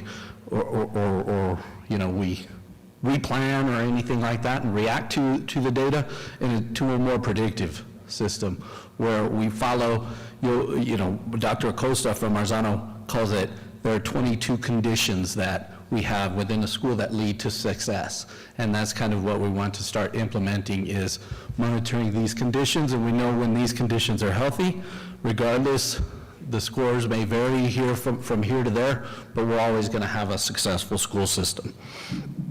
So that's one component of it. The second part that I had was the developing health and wellness teams, which is bullet 6, or bullet 5 up there, developing health and wellness teams to support, positive SEL, and, Ms. Nurse Cregan runs a wonderful school health advisory committee. But having been on the ground a little bit, we always talk about this academic service team has brought this up. A lot of times there's a tendency to work in silos.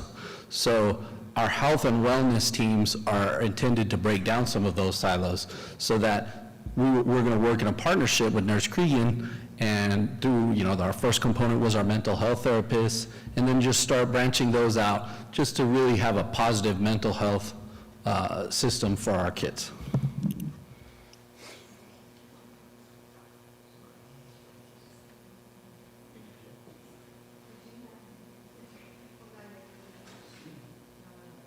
I want to make sure that if any other department director has any input on any of these points in the first one.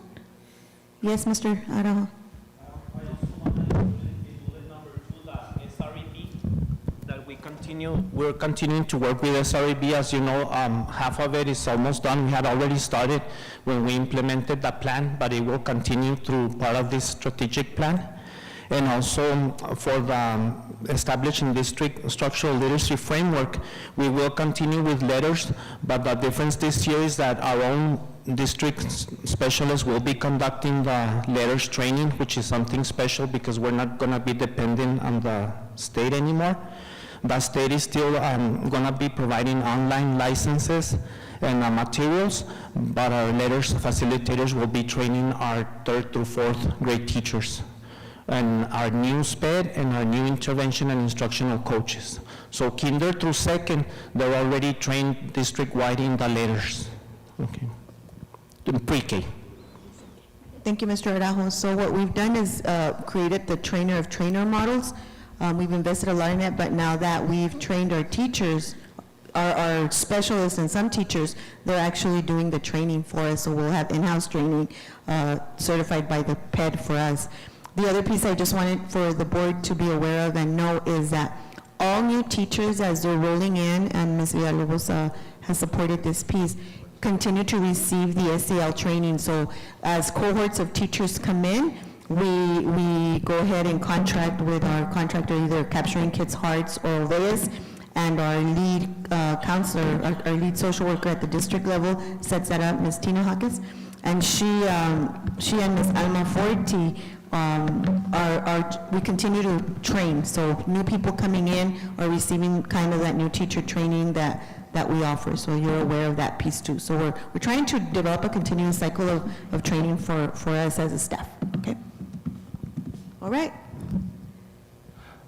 Mr. Wilderman, are you Yes, going I'm to jump just into this? sharing something back with the school board. It's a direct link, it'll go in your email, back to the, Mr. Hernandez said on that first page there was the strategic priorities, and so I did send you a link just to that page. It'll look familiar from the training from Taos, so if you were curious, you wanted a reminder about the priorities from each community and then the overall priorities, you can find it on that sheet that I sent, and you might want to, look at that while we're continuing to discuss.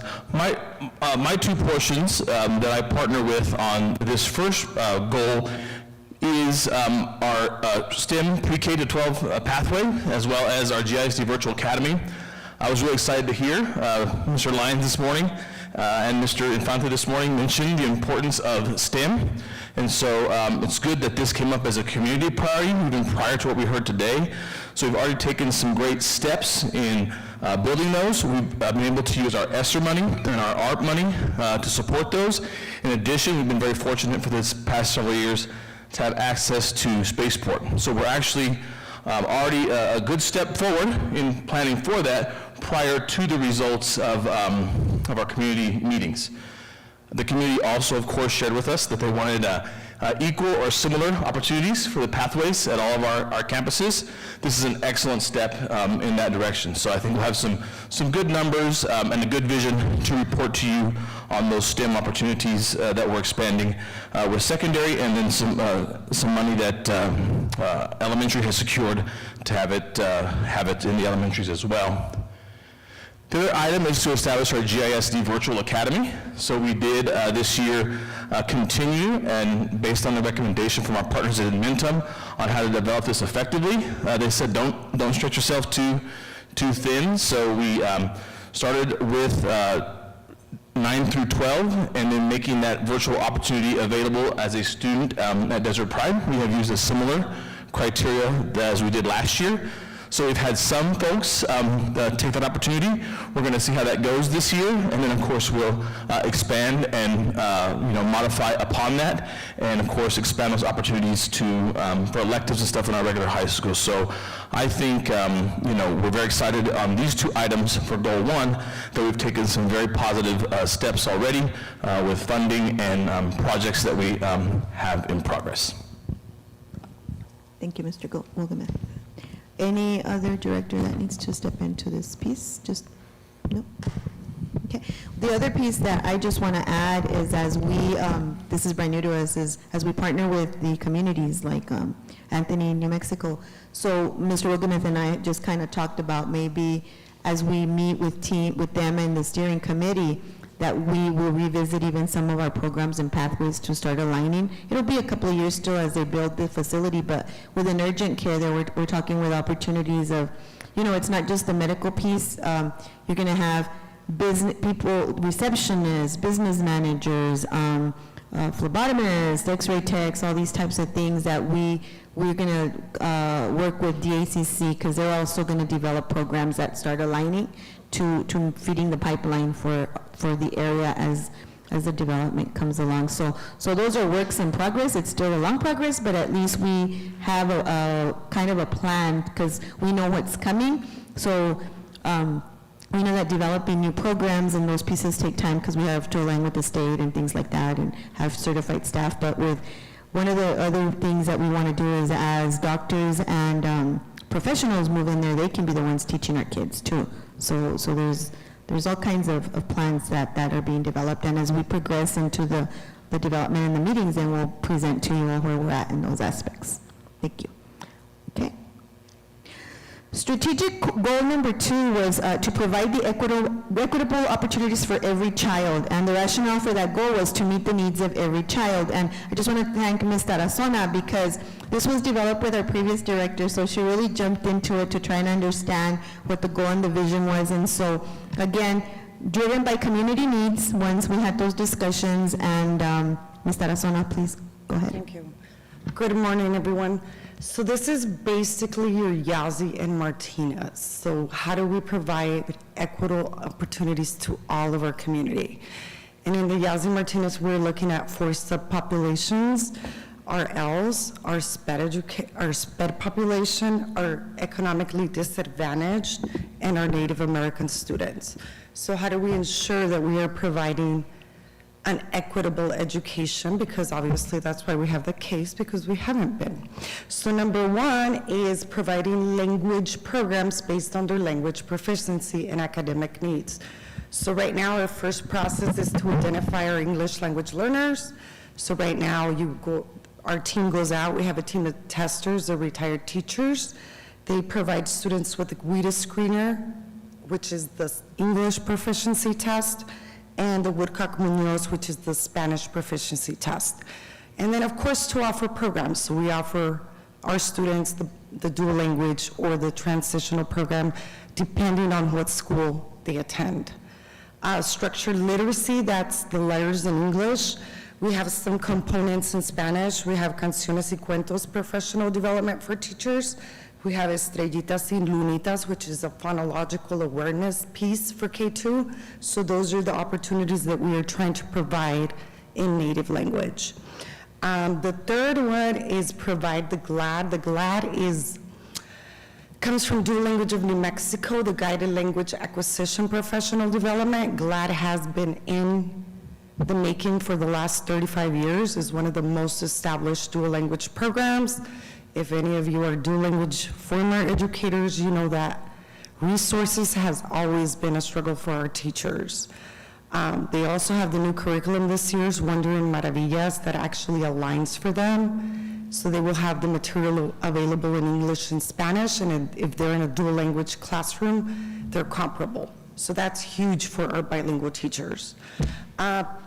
And then the 5th one provides the needs of language development. So last year, June 2021, we got our new WIDA, ELD, and English language development standards. So making sure that our teachers are not only incorporating Common Core State standards, but also our ELD standards, because those are the ones that are measured yearly by the Access test for students. So those really need to be incorporated into the classroom. And then number 6 starts off with our secondary. So we are doing claves. So claves is also provided by Dual Language of New Mexico, and it focuses on these 8 pathways that support language acquisition. So really language supporting meaning, activating prior knowledge, affirming identity, cross-linguistic connections, learning strategies, the use of accessible text, and interaction. So right here I also have 7 through 11, and these are my basically strategies for middle school, high school teachers. So the first one is cooperative learning workshop. That's a Kagan PD. So it's based on strategies in interaction and engagement.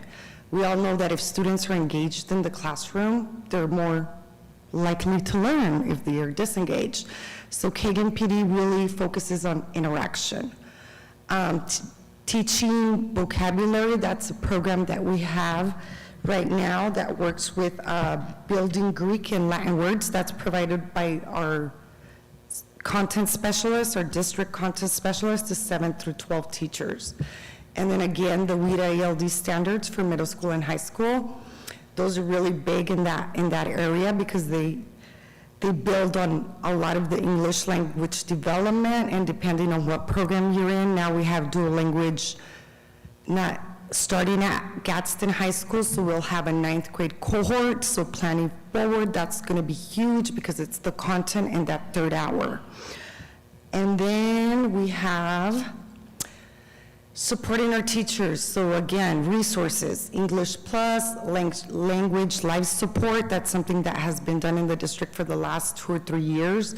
And our content specialists for secondary, we have 2, Ms. Sangsters and Ms. Reyes, really go out and support middle schools and high schools and to really provide one-on-one, really small type of PD with these teachers because, you know, there's a few teachers involved.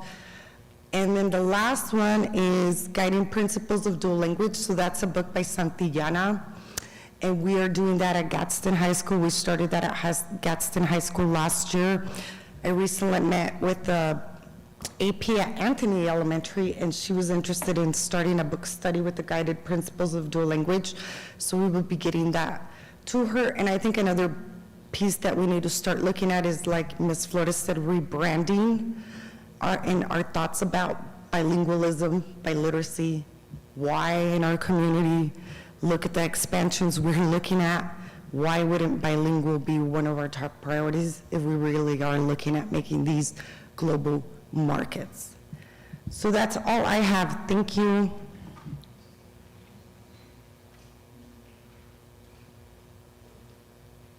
Any directors on input in this piece from Ms. Tarazona, the dual language piece? Okay. Yeah, right? Yeah. Yes, yes. It depends, it's up to you. I mean, if you have something right now, Go ahead. she's ready. To Ms. Tarazona, Ms. She's ready, she's ready. So I really appreciate, Ms. Tarazona, the idea of, I guess, rebranding dual language, and I really appreciate you coming on board and seeing the realization that we need to work as a district, that dual language is something powerful when it is implemented correctly. And I really appreciate that. And I guess the other thing is because tying it with the presentation of Mr. Lyons and Mr. Infante is, you mentioned global market. Well, when we are involved in a global market, that is why dual language, sir, is very important. And I would love to see one day that it is not just español y inglés, sino otros lenguajes. Es muy importante eso. Right, and when you look at the global market, Spanish is the 3rd most spoken language in the world. Not English doesn't make top 5. It's just, but thank you, Ms. Flores. Yes, and then I do have another question is, on the presentation, I've noticed vocabulary building support and then learning strategies. So are we using specific curriculum, specific program support from universities, or what are we using specifically to teach vocabulary to our ALD population? But you know for a fact that vocabulary is crucial for all learners. And so do we have programs, and because I did hear you say in your presentation that content specialists are working with our teachers, but is it just something that, I don't mean to say this in the wrong way, but are we just pulling it out, or are we from nowhere, or are we actually using curriculum, please? So we are using curriculums. We're using the GLAD curriculum. That's by the Dual Language of New Mexico, and we are using the CLAVE, which focuses on those 8 pathways. So that is also from the Dual Language of New Mexico, the Kagan PD. As you know, that's a cooperative learning strategy. As we bring Marsano on, that's one of the indicators, vocabulary. If a student can learn 500 words a year, they'll be successful the next year. It's just that easy and that clear. We're not working in any partnerships with any universities right now. Ms. Villalobos and I we're working or trying to start a TESOL cohort in partnership with New Mexico State to allow more of our teachers to get that TESOL endorsement for that reason, Ms. Flores, so we can address the language and the sheltered English instruction. Awesome, and I get, but we're also working with vocabulary with our general ed population, correct? Yes, Because and we know that's a lot of that structured literacy, as you know, through letters. And that's where we also bring in a lot of the Spanish ones, like for K2, Canciones y Cuentos, Estrellitas y Lunita. All that focus is phonemic awareness. Awesome. Awesome, thank you so much. Thank you.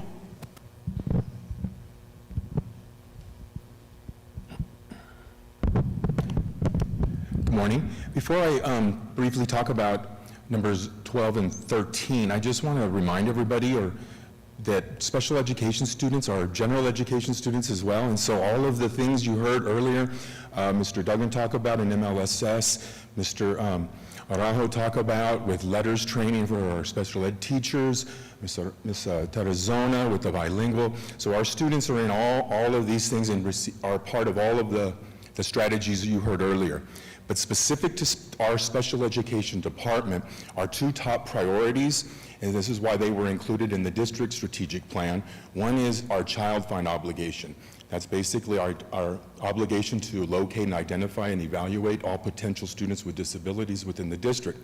I just want to remind everybody that this isn't just for 3 and 4-year-olds. This goes all the way from age 3 all the way up to age 21, okay, within our district. And then our goal 13, or strategy 13, is develop and implement IEPs that basically provide FAPE as defined by Andrew. That's a Supreme Court case that defined FAPE as an IEP that's reasonably calculated to bestow educational benefit in light of a child's circumstances.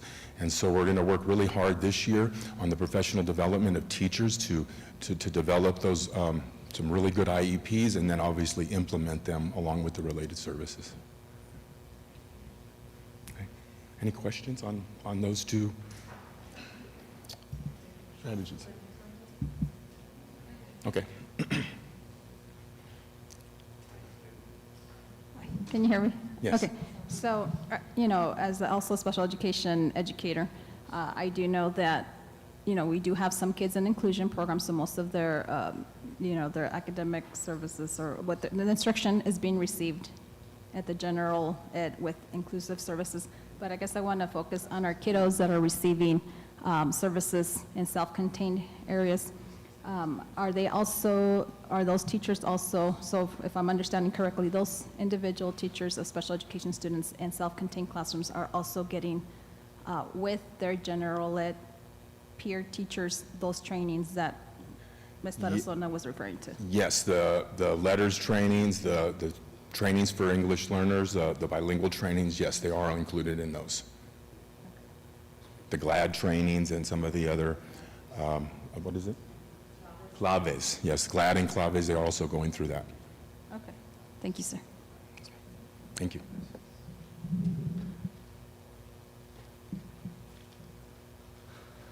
So I have the last three here. Before I get started, I want to also say, I apologize, the burning questions document was only viewable, but if you want to type in some burning questions there, that way, you don't forget or anything while we're going through the middle of this.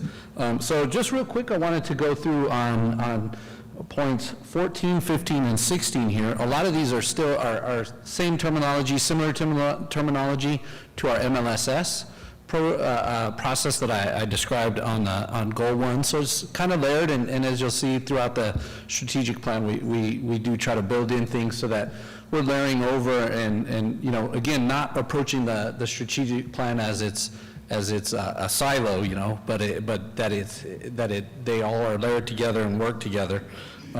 So wanted to just briefly share, and Ms. Rosie could probably give a little bit more input on the federal funding, how to use those basic needs, but I would say part of our SEL health and wellness teams is to gather data from students, data from parents, again, through these surveys, and be able to really identify the needs, because I think previously there was a lot of approach of we think we know what the needs are, but then we don't know until we actually gather the voice from the students and from the parents.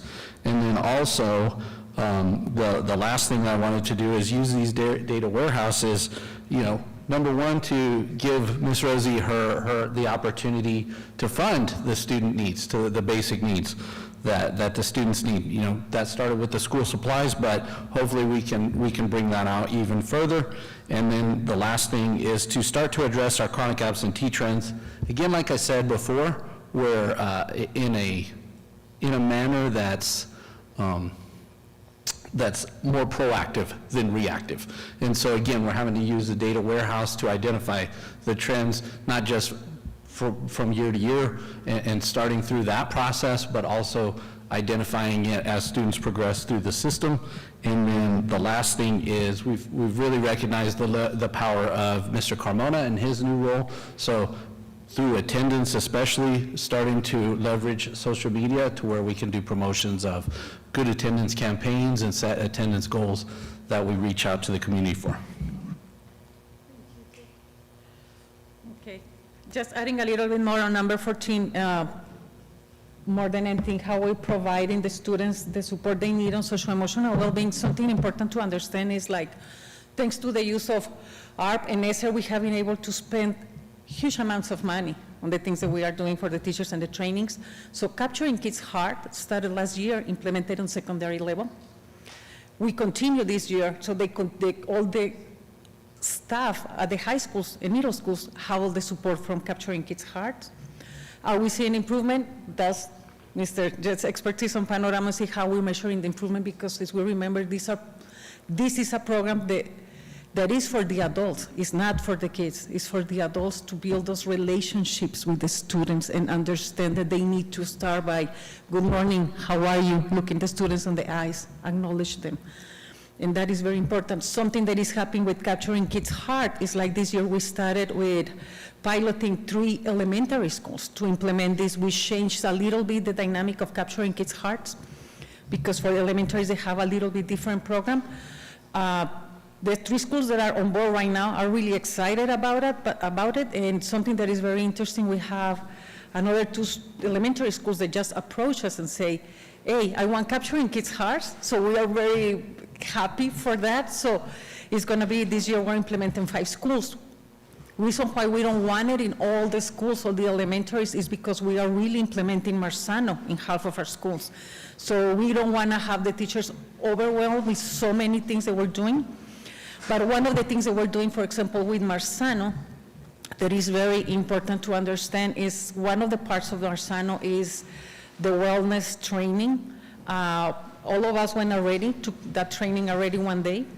All administrators, principals, instructional coaches, which was great, but now it's coming, it's going to be happening for teachers also. And it's understanding how you take care of your well-being. With that training, there's going to be a special training, for example, just where we're going to include attendance advocates, social workers, nurses, counselors. They're going to take that training, just that group of people, because they're the ones that provide all that kind of support, and they're going to have from Marzano that well-being training so that we can start passing that on into our staff, into our teachers in our schools. And Ms. Alma Forti is going to be leading that training and how we're going to be supporting the well-being of our teachers. So there is another thing that we're really having in consideration, because we know teachers need to be okay in order for our kids to be okay. So it's a lot of approaches that we have right now when it comes to the social-emotional. We have already 3 mental health therapists. We are about to hire the 4th one for the secondary levels. And by report, we can tell you that they have been working with a lot of the kids, but also with staff. They have teachers reaching out to them and telling them they need therapy, they need this, they need help, and that has been very, very, very successful, so we're very happy with them. We are working right now, but this is thanks to Title IV, we are working on building for those mental health therapies, wellness classrooms, so a space on every high school where the student has really a space to decompress, to be fine. So it's very interesting things we're trying to do to support that social emotional learning around. And thanks to Panorama and Mr. Dugan, he's the one being able to measure and say, okay, this is working, this is not working, how many things we have, how many interventions. And I think one of the next meetings, Mr. Dugan is going to be able to tell you all the interventions that the mental health therapists have been having and the results and the progress and all that. When it comes to the students' basic needs cover, and it's like I continue with my same song that I've been saying all the time, that Maslow comes before Bloom. If our kids are not okay, they are not going to be learning. So this year we were able to increase a little bit of force. I increased 1 more federal social worker. Now we have 11. I'm looking really, really hard with Title I to have more social workers funded. That's personally is one of my most important goals, to make sure that we have more social workers. We need them. I can tell you right now, we have Two social workers working right now with Guarona families. One of our students passed away last night from Gadsden Middle School. He had a brain tumor, passed away at 3 o'clock in the morning. And I know, and everybody knows Sophie. Sophie has been with the family since 4 a.m. Two social workers are already there helping the family. And that tells you just the amount of support of social workers that. Like, just give you another example. Thursday at Gadsden High School, this grandmother comes to drop the kid at the school, and the grandma had a heart attack right there. So social worker went with the kid and the family to the hospital. Unfortunately, the grandmother didn't make it. But I can tell you that we had 6 of the social workers at the hospital at that time supporting the whole family. So we have amazing people doing amazing things to cover the basic needs of our kids. So that's why we're trying to see how we can increase that force of social workers, because they're really like quiet job. We don't know about what they're doing, but they're doing an amazing job. Like, it's a Saturday, and I have 2 of them on Jair's family's home right now, helping the family dealing with this loss. So it's amazing to have people like that, so we're very blessed. So we're trying to increase that basic needs. Another thing that is a red flag for us in the district right now is like, since I have been in federal programs, always the number of families that we have of homeless is always kind of like about the same. We have kind of like every year it's always around 60, 70 families homeless. And, but the numbers have been kind of like that. Increased a little bit during COVID. I'm really scared right now, and let me tell you why. Since we started the school year, so right now we started the year with 67 families. Since the first week of school to yesterday, I have approved 18 new homeless families, just in the how long we have been in school. That's what we just find out. So we're working really hard to find out all our families, make sure we are providing the services. We have right now 3 families in hotels right now because they don't have a place to live. And we are really trying to provide all the things that we support. Thanks to ESSER, we have I have extra funding just for the homeless families, which is great. So we're using it on the hotels, gas cards, food, all the things that the families may need and use. So that is increasing. On the other hand, something really good that is happening on taking care of the students, on our migrant population, the state assigned to us, just to the district, a migrant recruiter, and I'm so excited for that because it's the first time that we have a state recruiter just for our area. He's placed on the La Mesa pre-K. They're giving him a little space to work, but he's always on the fields. And he started with us like 2 weeks ago.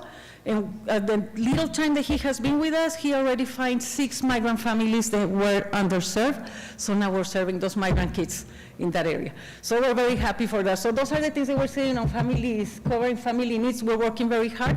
Chronic absenteeism, we have right now 5 attendance advocates. This week we're gonna hire 2 more. So that was something that I was able to increase. So we're gonna have 7 chronic attendance advocates, and they're working really, really hard trying to support the families since the beginning and following all the protocol we need to follow on the Bill 237 and follow all the interventions for attendance. So hopefully that helps us decrease. And one of the issues that we have, for example, last year, the school with the highest chronic absenteeism rate was Gadsden High School. Because of Gadsden High School having a 49% chronic absenteeism rate, put the district on a very bad number. So we are on a 28%. So one of the main goals that we have right now is really targeting. So we dedicated an attendance advocate just for Gadsden High School this year, so they can prevent and lower the numbers since the beginning. So hopefully with all these attempts, we can do more interventions and be better with this chronic absenteeism and with the amazing job that Guillermo is doing, helping us with promoting attendance and all the things we have to do. So hopefully we can do more things together. So, but that's kind of like an update of where we are with all those things. Questions? No? Wow, that was great. Rosie, you underestimated a lot of things. You forgot to mention the school supplies for every campus. Oh my God, yeah, that exactly. was, I think that the community we had good feedback, right? And so we appreciate that piece. And uniforms, you forgot that piece. No, yeah. The uniforms, we're only on the area Chaparral. We're working very hard to find more people to help us with uniforms because that's something that we cannot buy. I'm not approved for uniforms at all. And it's like, well, those are federal regulations, and that's something that we're working. But we know the students on The students on the area of Chaparral are completely covered, thanks to the Otero Yale County. And the Otero County Yale, they're helping us with the uniforms. And something that we're working, social workers are organizing now.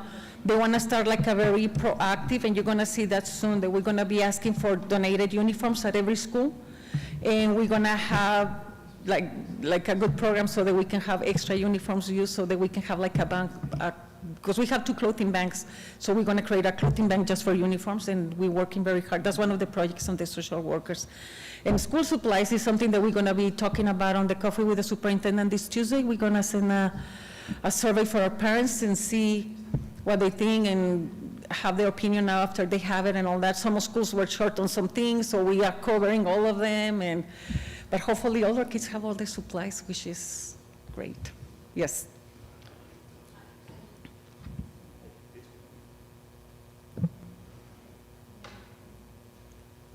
There, okay.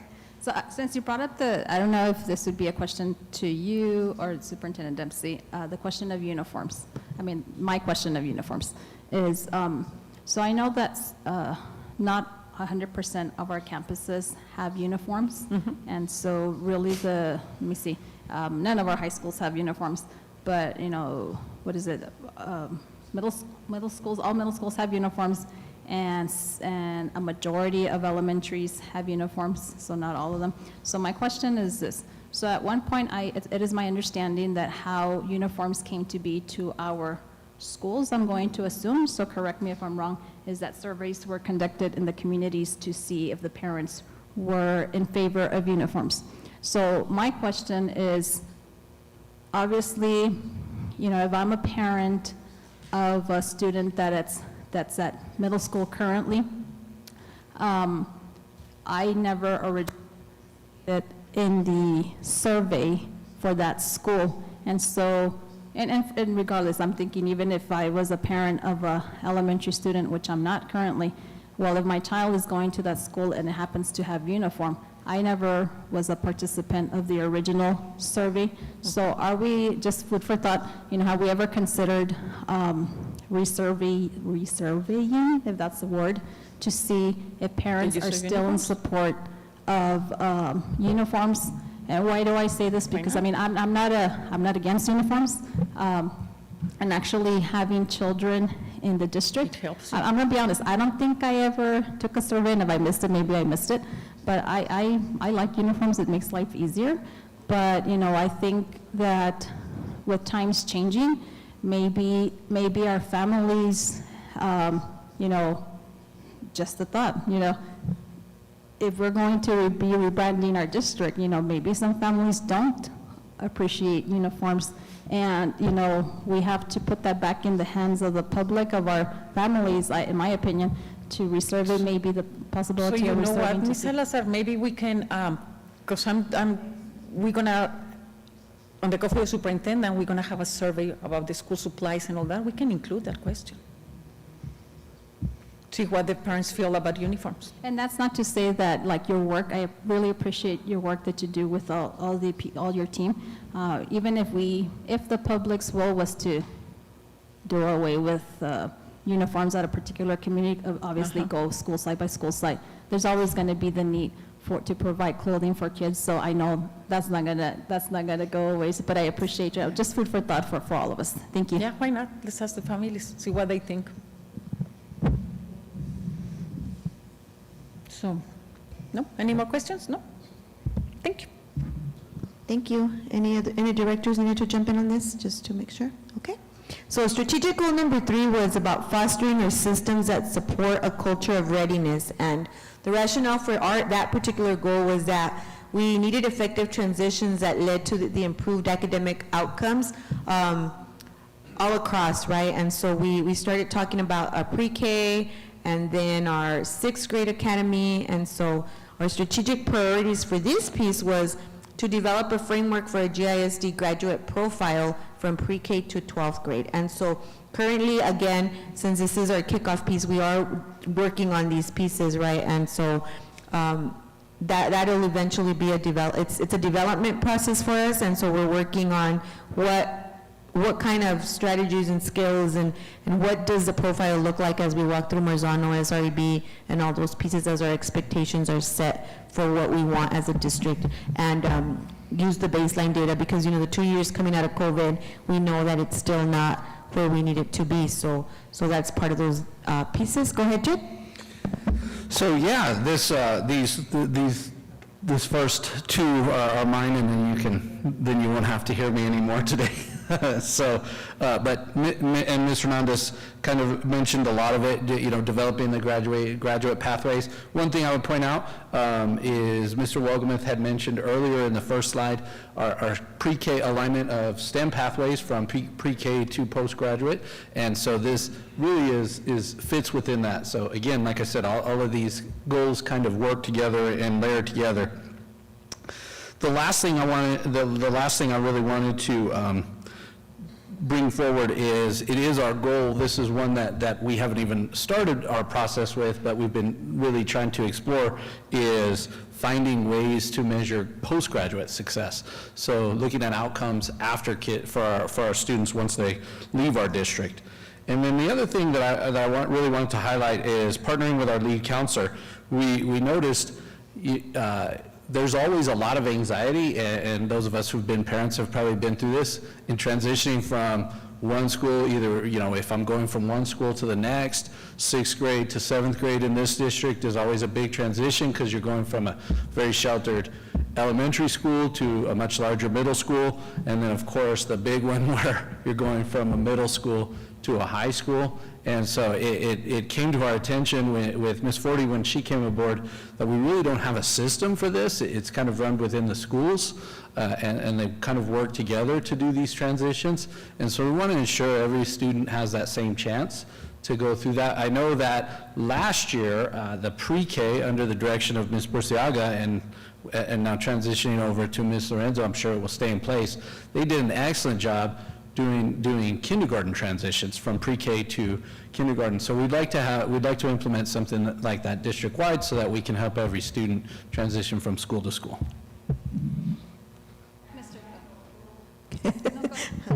Who's first?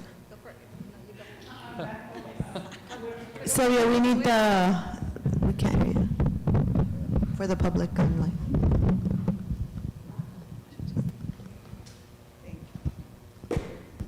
So on that note, we are continuing to do our transition field trip. However, we want to get input from our parents. We want to have conversations during coffee with the principal and maybe through surveys to ask what it is that they feel our students would support our students, you know, from the pre-K to the kinder transition, as well as engage in conversations with our principals and our teachers to see where it is that pre-K can support that transition and help our students be successful from kinder on forward.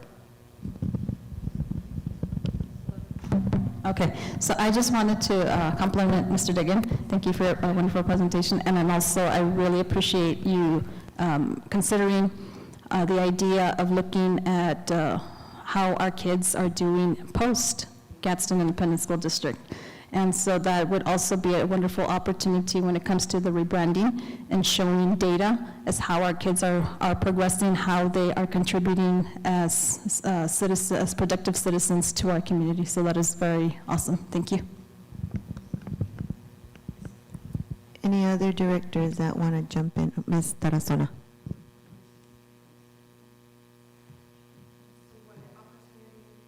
It's where you just talk directly into it, like.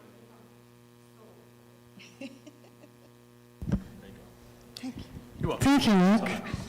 So one opportunity that I think that we need to jump on is forming a coalition. I've talked to Ms. Lorenzo about it, to coming into the pre-K and educating our parents about our bilingual programs at that level. So like that, before they get started in kindergarten, we can go ahead and identify and do proper placement, and we're ahead of the game, not behind the game. And I think really educating them at that stage, because that's the time to get them in the program, that's the best time. So we're going to be working in April together to start getting our kids identified and offering programs to our parents. I'm next, so I don't know if you're ready for me. Well, we just need the last 2 points on here in regards to establishing those 6th grade STEM academies. And Mr. Wogemuth will talk a little bit to that. We are developing that piece. And so, Nick, you want to jump in? Yeah. Yes, ma'am. This is another very exciting piece that when I had the opportunity to come on as director, something I was super pumped up about. As you can see, I'm super pumped up about STEM opportunities for our students. And when we're talking about good transitions for kids, when you're looking at different programs, dual language programs, STEM programs, when you have threads of programs that go through all your systems, that helps to make those transitions easier, because they're familiar with the expectations of the different levels. So as you know, we have 2 of our middle schools that have already been approved for reconstruction or remodel or renovation. We know too up to date on the details, but we know that Santa Teresa Middle is coming up on that as well. So really a great opportunity here, tying right back to what Mr. Lyons and Mr. Infante said, a great opportunity here to the idea of rebranding, to have some featured elements in our district. And there's a lot of partners out there that we can partner with STEM, and we're looking to put out an RFP here soon to see who can provide us some services for the next 3 to 4 years, and that's very vital when you're trying to grow a program, that you do have an RFP. That way you have a partner that can help you, and you can easily get the materials that you need. So that's something that we're excited about. I know Mr. Dempsey had some other thoughts on the 6th grade STEM academies and how those may develop in the Gadsden and Chaparral area, probably initially because of the first 2 middle schools, and then of course when the remodel or redesign comes up for our Santa Teresa Middle, how it may fit in there. But again, I'm very excited about this opportunity because of STEM. I'm excited about the transition opportunity for our kids as well. Mr. Dempsey, did I miss anything about 6th grade academies? Okay, I nailed it. Okay. Nick, maybe just a little on the curriculum, we'll work with Project Lead the Way, and so it'll be very structured and so right now, our current partner that's providing partial services, Project Lead the Way, again, we'll put that RFP out to see if they respond to supporting us district-wide, but that's with our computer science expansion. I wasn't very specific on this earlier, but all of our comprehensive high schools and all of our middle schools now have a computer science pathway this school year. And over the next couple of years, Project Lead the Way has a biomedical pathway and an engineering pathway, and so we're looking to make sure with all of our dollars that we support those, again, pre-K through secondary. Our easiest entry point this coming year was secondary. As with anything, when you're going anything STEM, and we know there's a workforce crisis in our country, I'm not going to say our state or region, making sure we're able to find excited, qualified folks to teach those classes. I don't know, maybe the bigger challenge than the equipment, supplies, materials, and training. So those are things as a team we're looking at as we're developing those to make sure with our current staff we shift to support them to be able to fill these needs, or as current staff leaves in particular electives and areas, that as we bring on new staff, we look to see if we can support them in being able to teach those courses. Thank you, Nick. Oh, and then just on the establishing our summer jumpstart enrichment programs, just want to thank Ms. Burciaga because she led this effort last year with our first round of ESSER monies, and we did it again this summer, and we found some interesting pieces in regards to the participation. Go ahead, Ms. Estrella.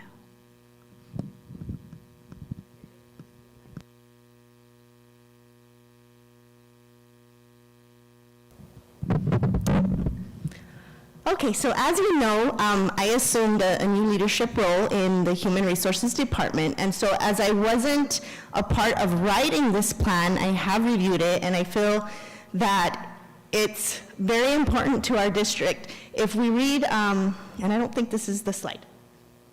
Is it? It's goal 4. Next slide.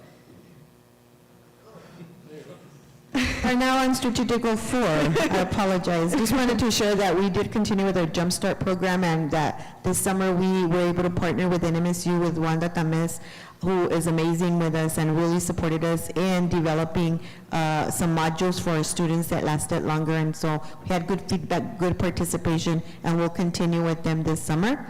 And we'll also be collecting data on those pieces for us to see the engagement piece for our students.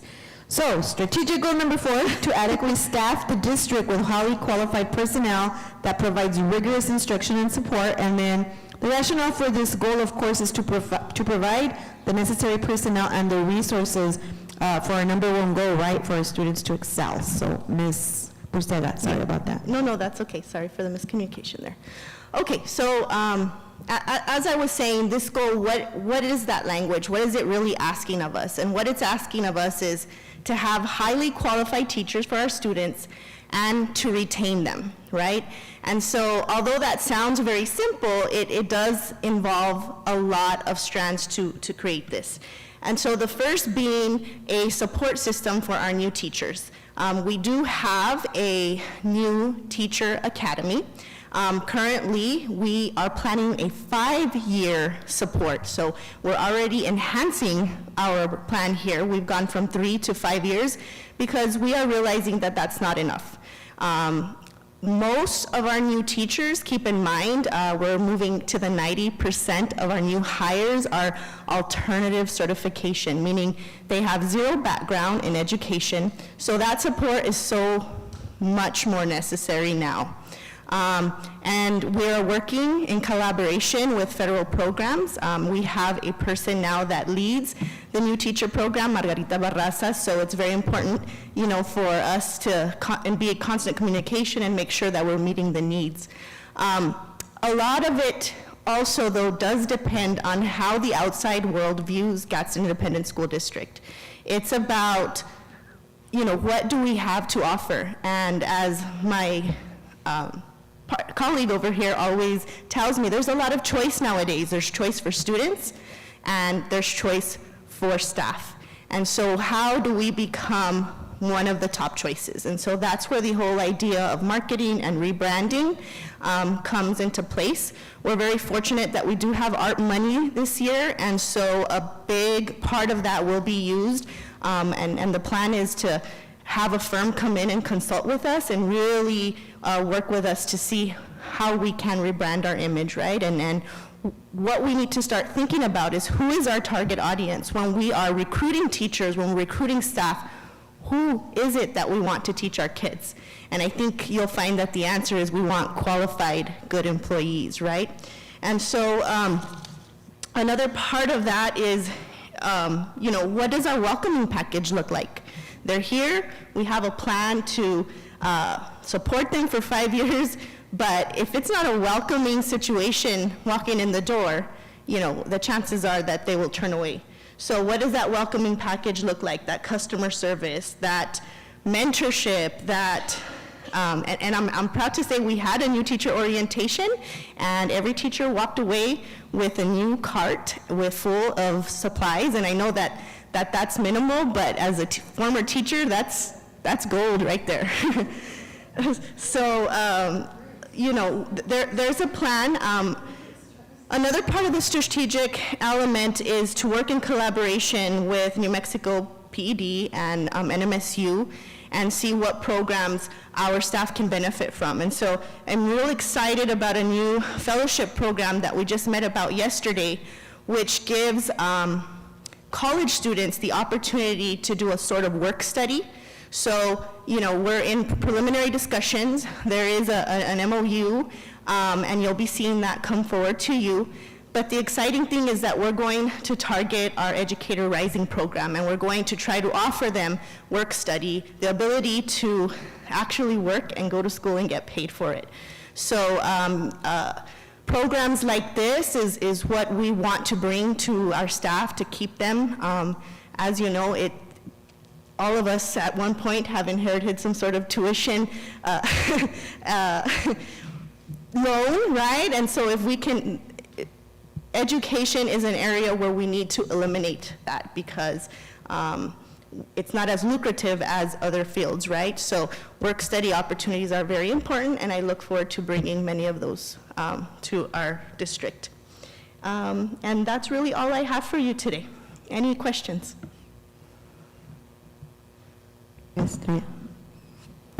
Thank you for all you do, Ms. Borcega.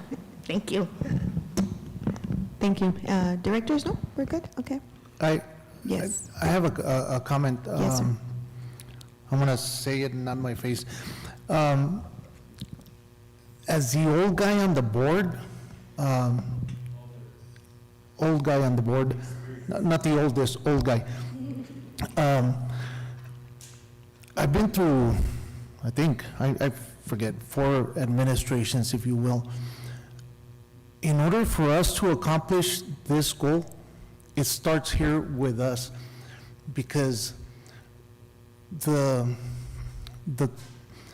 bad culture, while it does, in my mind, I truly believe it doesn't exist, like the reason I got here because of things that happened. But the mentality is still out there.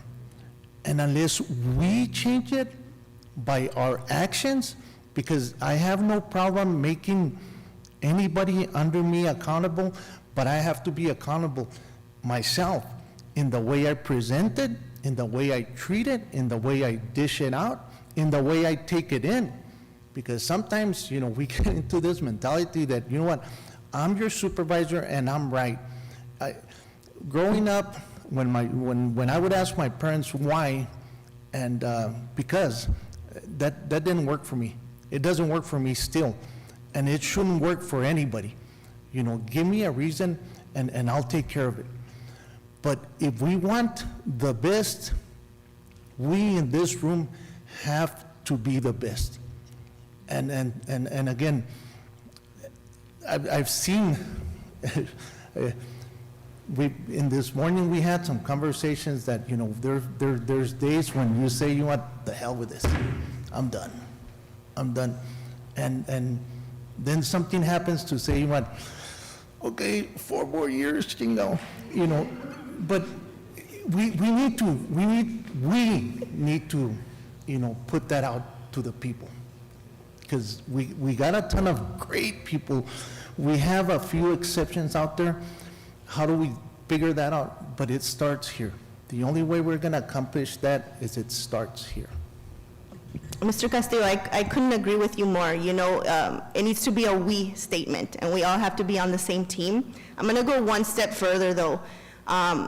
It also calls for change, and change is not easy. And so if we truly want some of these products to be a result and be successful in these goals, we all have to be open-minded to change and be innovative in the way we address these goals. Because if things are broken, it's because it hasn't worked. And so we need to find a new way for it to work. And so I just want to end with that is let's embrace change. Thank you, Ms. Hernandez. Yes, ma'am. Thank you. I actually was going to hold this till the end, but I guess piggybacking on what Mr. Castillo was saying, I think that we all are going through very stressful moments because of the change, right? It's always difficult, and so it's not always embraced. And I think as a community, we definitely need to do that. I agree, it starts here, but also people that are listening in, it takes you all to buy into this, right? Like really see what the future holds. At this point, I know that some of the comments that I've heard, it's like, well, nothing is happening. Well, nothing changes from one day to the next. Especially when it's something so huge, this is gonna take time.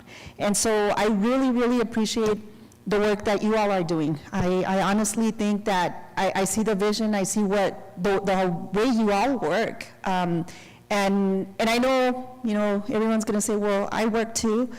I agree, but I think sometimes you have to do double time, and this team really has shown that. You're doing double duty, and you're not even making a fuss out of it, right? You're doing it with all your heart because you know that this is something that is going to make our district better, and making sure that people understand that Gadsden is a good school, a good district. And so, again, thank you for what you're doing. Continue doing that. I know that there's moments, I was one of the conversations there, there's moments where, you also have a personal life, and people don't, sometimes they forget about that there's things that within your personal life happening, and so you're moving simultaneously with personal life and what's happening with your job.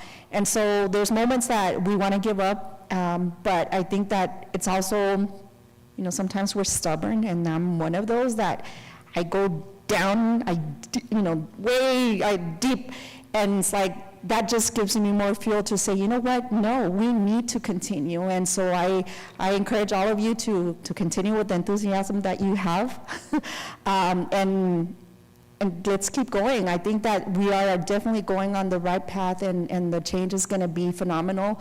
But again, understanding that there's a process, and there's steps, and there's things that need to happen before we get where we want. But at the end of the tunnel, there's something that's beautiful, and just, it's not about us. It's not about anyone in person, just one specific person. It's about the whole community and thinking about those kids. That's the priority. What do we want for our kids? And so that excitement about STEM, that's something that should motivate all of us. But I'm sorry, I haven't had any questions, and I've just been absorbing all of this.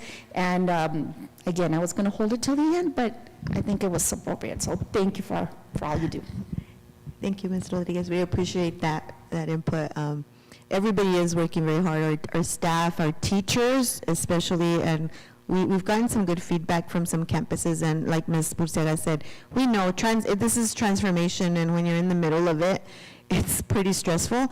But I think as we come together as a team, including our teachers, our administrators, just everybody as an organization, we're going to see the benefit, and I think we're starting to in some areas as we work towards our goal. So we'll continue on to strategic goal number 5. It's to provide safe and secure schools, and the rationale for this goal is to ensure a safe and secure environment for all of our students, staff, and visitors, to ensure the school is prepared for all emergencies. And we developed this about a year ago, so it's kind of telling that it was part of our priority already, right? And so I think that Ms. Jessica will lead us into this piece. Go ahead, Ms. Jessica. Good morning, everyone. Or is it afternoon already? I don't know.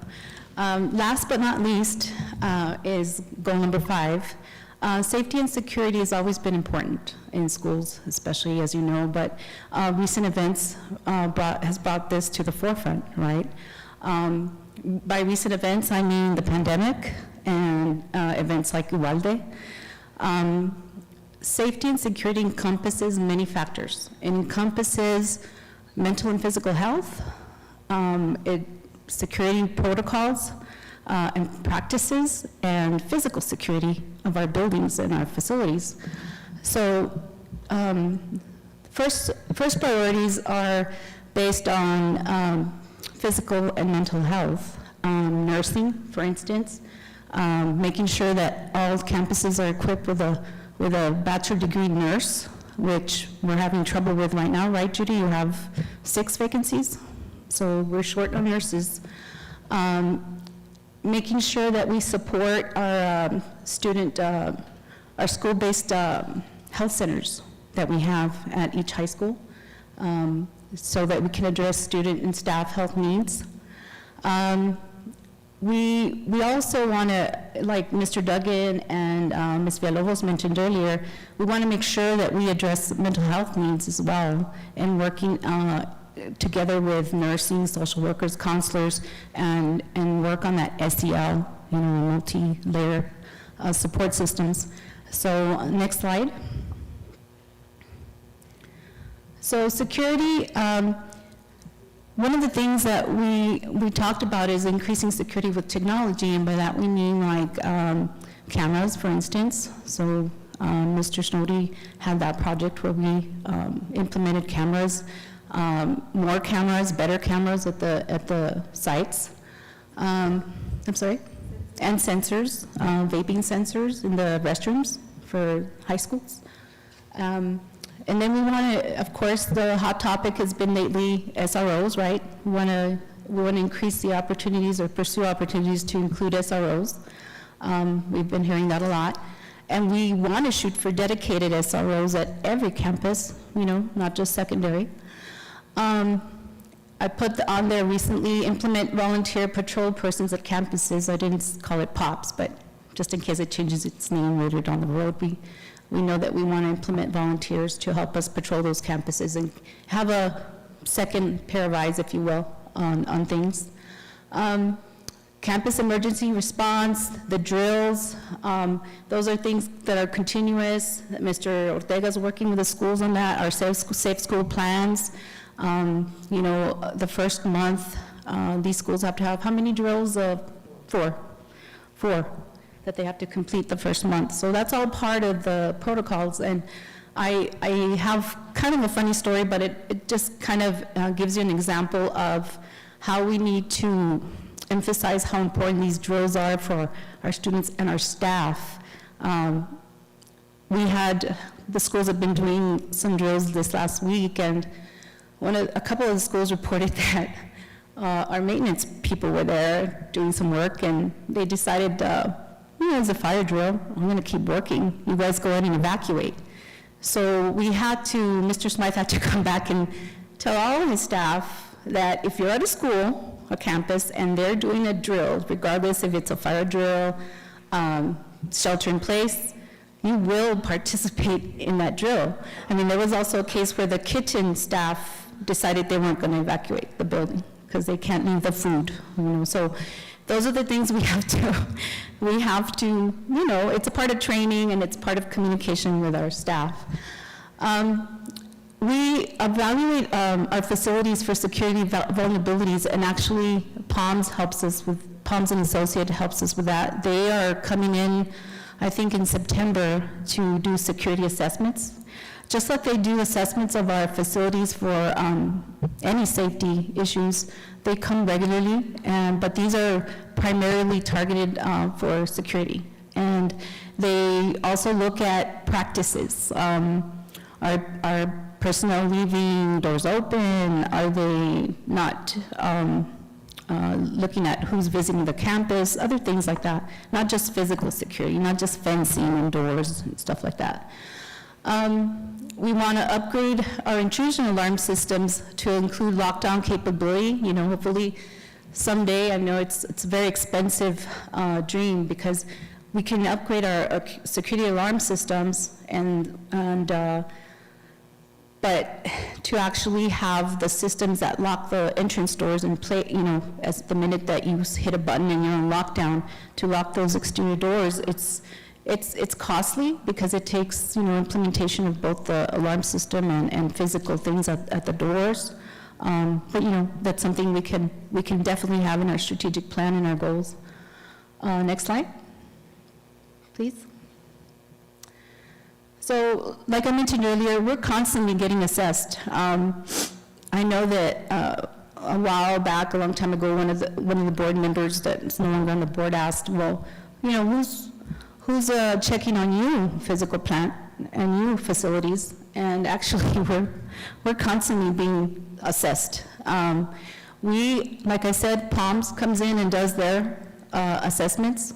PSFA, the Public School Facilities Authority, they come in and do their FMAR. Those are the reports based on how much maintenance we're doing at a campus. They do their FADs. They assess other things like the value of the buildings. And so we also have the facility master plan, as you all know, and you approve. We just did it last year, our 5-year FMP, and there's a lot of things identified in there that we've taken from there and put in our plan. We're assessed by the fire marshal. They came back in March and had a big long list of things that we had to take care of. So it's constant, but we also, we want to make sure that when they do these assessments, they include security, air and water quality, because as you know, fresh air ventilation, this came up during the pandemic. So those are things that we have to be conscious of from here on out. So Also, mentioned in our facility master plan is upgrade the classroom lock sets. And those are the ones that the teacher can lock the classroom from the inside without having to go outside the classroom, lock it with their key, and then close the door. In an emergency or an active shooter situation, we don't want to have them do that. So, and that's another costly thing. I think I gave you an estimate, Mr. Dempsey, it's like almost $1,000 per lock set. It's not cheap, and that's within professional installation. So if you can imagine, we have thousands of doors. Okay, so it's in the good $2 million price tag for doing that.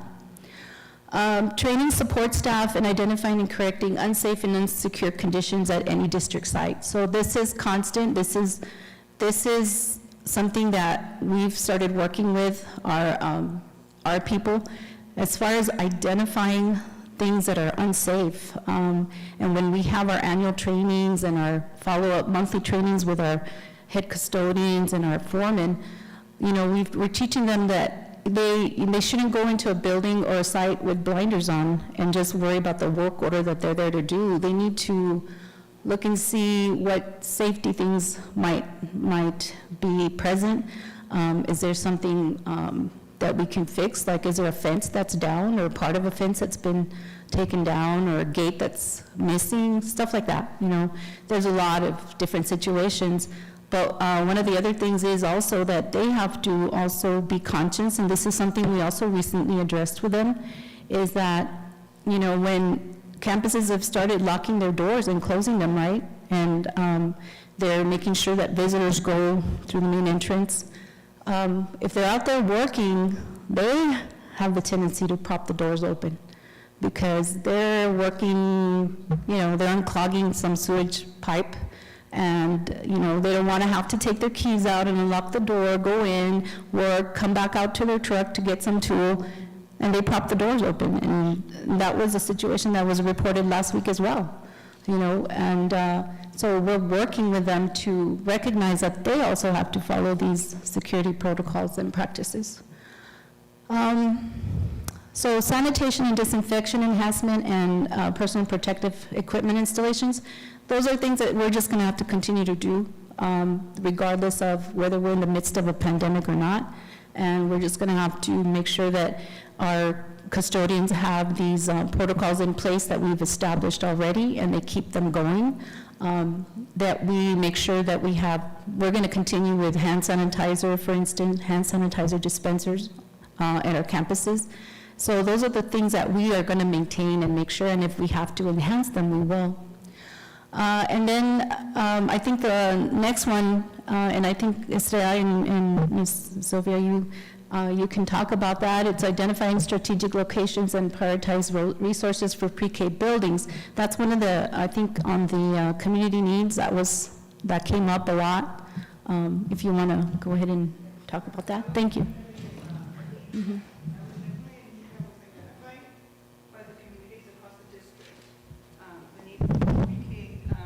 More pre-K classrooms. That was definitely a need that was identified. And so we used our data, which was, we looked at how many satellite classrooms we have. Satellite classrooms means the classrooms that we have outside of our pre-K centers.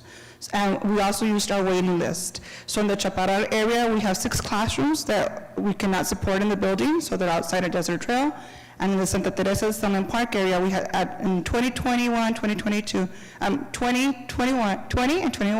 22, we had 7 classrooms out of the elementary. So those were identified as the 2 areas where we needed to add additional classrooms. So Mrs. Estrella, who was the director at the time, Mr. Gallegos, they did work on an application. They did receive funds through the capital outlay, and we're also using ARP funds.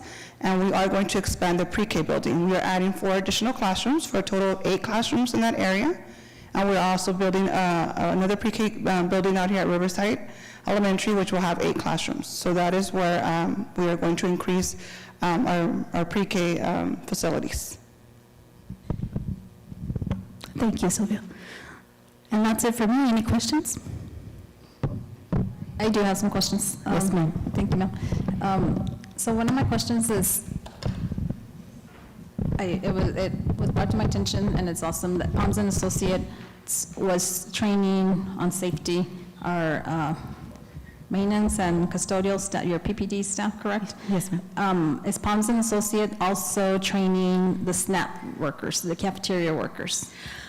I know that they do receive training, Ms. Flores, on, it's safety related to kitchen safety is what they're being trained on, but I'm not sure, I will have to talk to Ms. Guerra if they're being trained on the protocols for safety and security, right? Yes. Right. I don't believe so, but that's something that I can definitely talk to Ms. Guerra about, and she can include that with her annual training as well. Yes, because to me, it's very important. Most of the time, when it comes to safety training of protocols, safety protocols, we usually include teachers, educational assistants, the individuals that are on campuses. And it's funny because the individuals that are on campuses are your maintenance, your custodian, and your SMP. So I think for the longest time, we've kind of neglected them. So most definitely, while they do get their training for safety kitchen protocol, in this world today, they've got to get that training for safety protocols, the type of safety protocols. Most definitely, I agree. And then also you were mentioning looking into systems that automatically with the push of a button, you lock everything. Where are we in looking to install key cards? Key cards are, at my current employer, we use key cards and they're fabulous. And it also probably prevents, unlocking a door and then you forget to lock it back up. Exactly. I believe that's something we're working on. I know that we're working on badges, standardizing badges for everyone, including students. I don't know as far as proximity cards to open doors. Again, that's the installation of card readers at every door is simple. It's simple, but you have to also install the striking mechanism that works with that.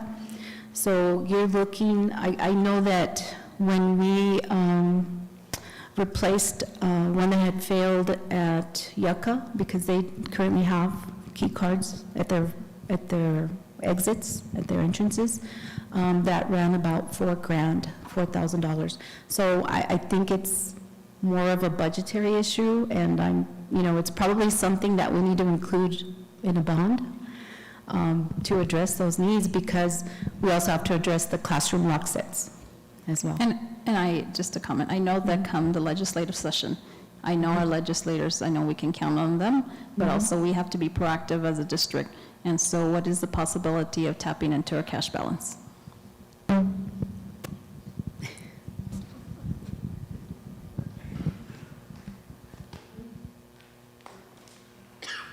So I think we can always have that conversation. You have to keep in mind, every time, projects that are coming up are going to require cash. We're floating more cash than ever. And what I mean by that is that cash balance and operational sometimes is carrying, because of ARP and ESSER and all those, we're basically loaning ourselves money, waiting for, the dollars there are higher than ever, and they're only going to get larger for the next year and a half. So I think we need to get a handle on what that project might look like. One of the suggestions that I think Mr. Wobermuth had mentioned was to establish, try to follow me here. I'll do my best. Mr. Wobermuth may have to save me. But to establish what we might call red and green doors. And that would be primary entrances and exits, and then basically a red door would be only in an emergency. And then if you put lock sets like you're describing in the green doors only, you might be able to size down that expense, and then the red door always locked. So, but that all sounds great, but envision an elementary school that has 4 different hallways.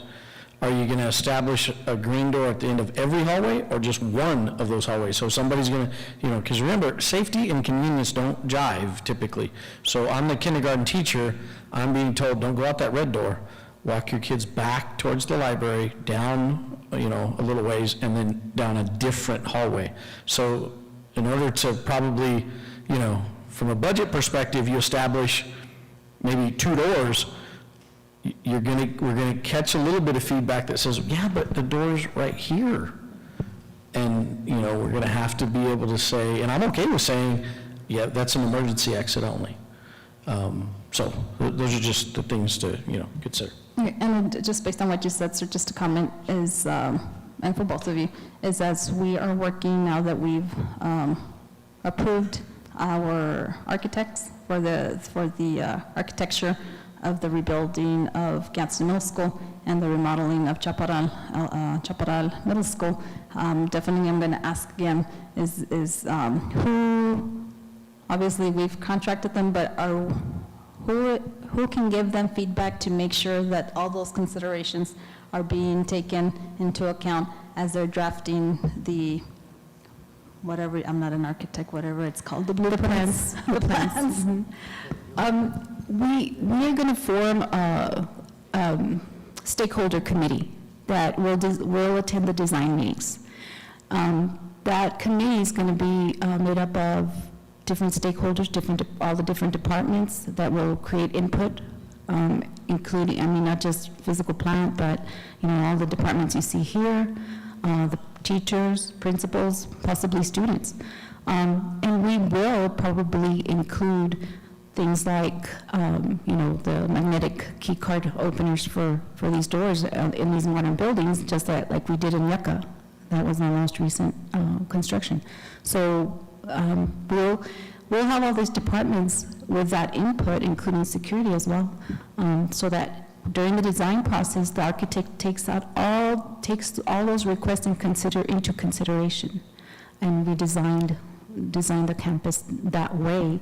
Now, I can tell you sometimes you get to the construction phase and things start having to be eliminated because we're, you know, instead of 66 million for Gadsden Middle School, we end up with an estimate of 90 million. You see what I mean? So those are things we have to consider, but we will have that stakeholder committee that is in the design process. Anything else? I just want to add a little bit more information pertaining to your question on ponds. On the New Mexico PED law, the recommendation of New Mexico state law and a PED is that all employees of the district have to be trained in some form of active shooter, including the drills. So yes, the SNMP do have to have that training. And of course, we've already reached out with our instructors through POMS, so they're more than happy to come down and provide that training. It's just that, again, the instructors from POMS also have to factor in that they're also providing training to other districts within New Mexico and Colorado. So again, they're stretched out thin themselves, so they're constantly on the road to provide this type of training. So whenever there's a cancellation, we'll try to capitalize on it and see if they can come down in to provide that type of training for, not only just for the SNPs, but everybody else that can possibly benefit from it. So right now, I can honestly tell you that security is paramount everywhere. And so we're taking every step that is needed and ensure that the mitigation of any type of threat is at a minimum. Can I honestly tell you that we can eliminate it altogether? No. It'd be very facetious for me to say that. Being in this profession for many years, I've never seen anything go out as planned, because nothing ever does. The only thing is that we can only mitigate it.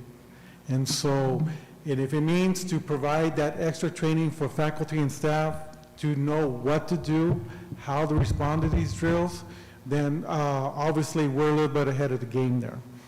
But partially also, we need to introduce those drills in the campuses. Active shooters that we've been concentrating on all this time. But we tend to forget there's 5, which is the lockout, the secure, the shelter in place, evacuation, and hold.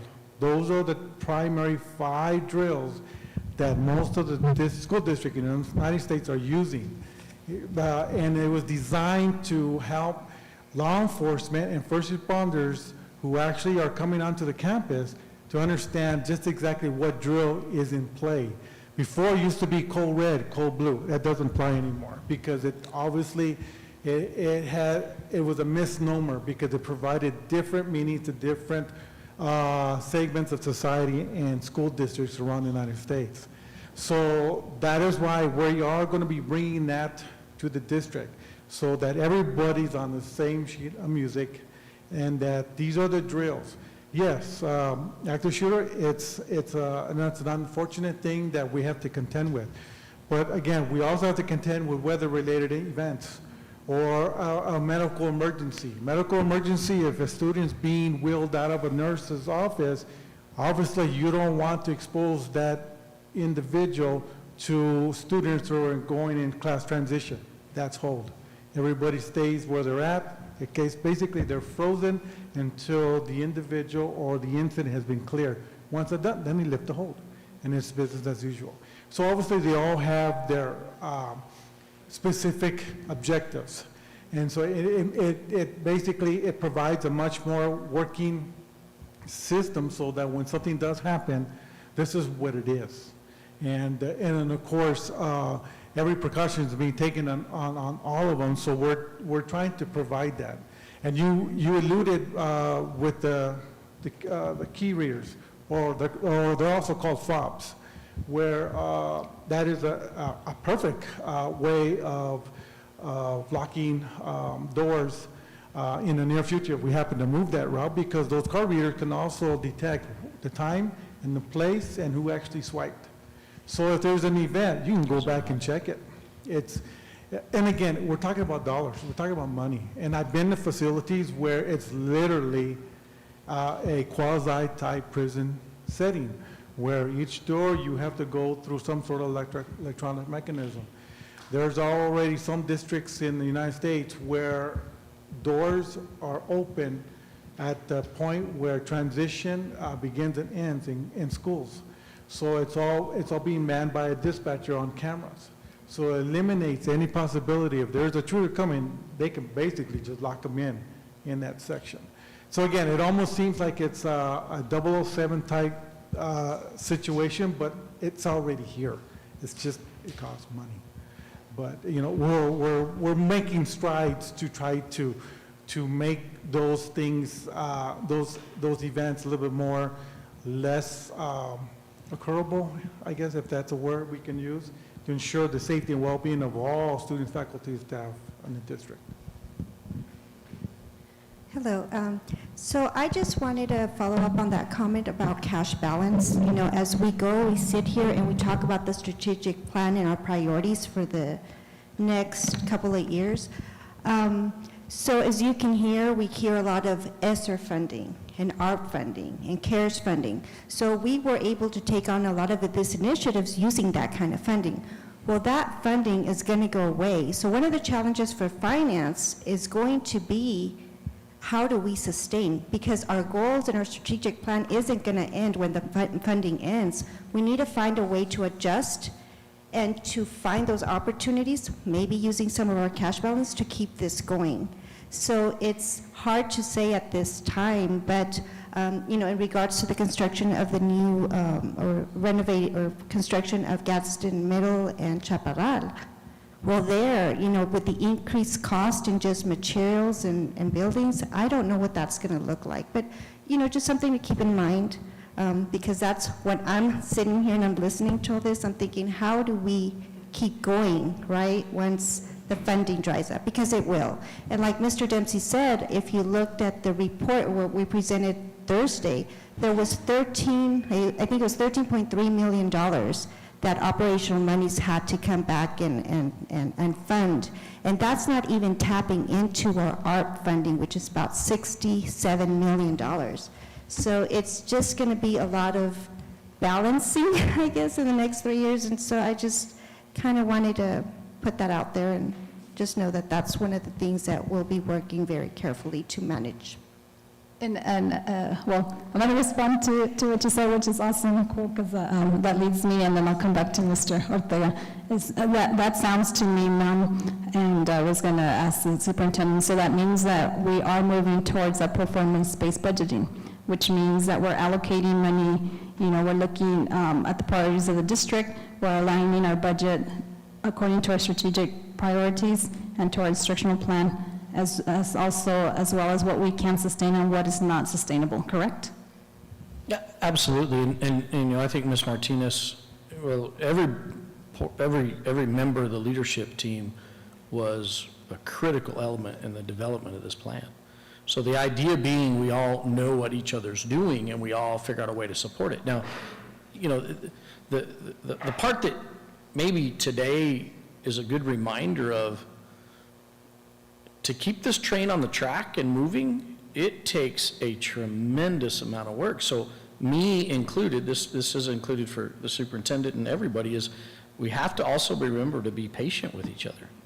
I can't, in Port Ludeem, I feel like every week I'm coming to Ms. Martinez and saying, oh, Ms. Martinez, can we do this? Ms. Martinez, can we do this? And she's always so kind and, okay, let me look at it, and I give her a little time and a little space, and almost always she comes back and says, yeah, here's what we could try, but we have to just, again, just be patient with each other to accomplish, and part of it is keep the main thing the main thing. It is so easy in our environment to get distracted.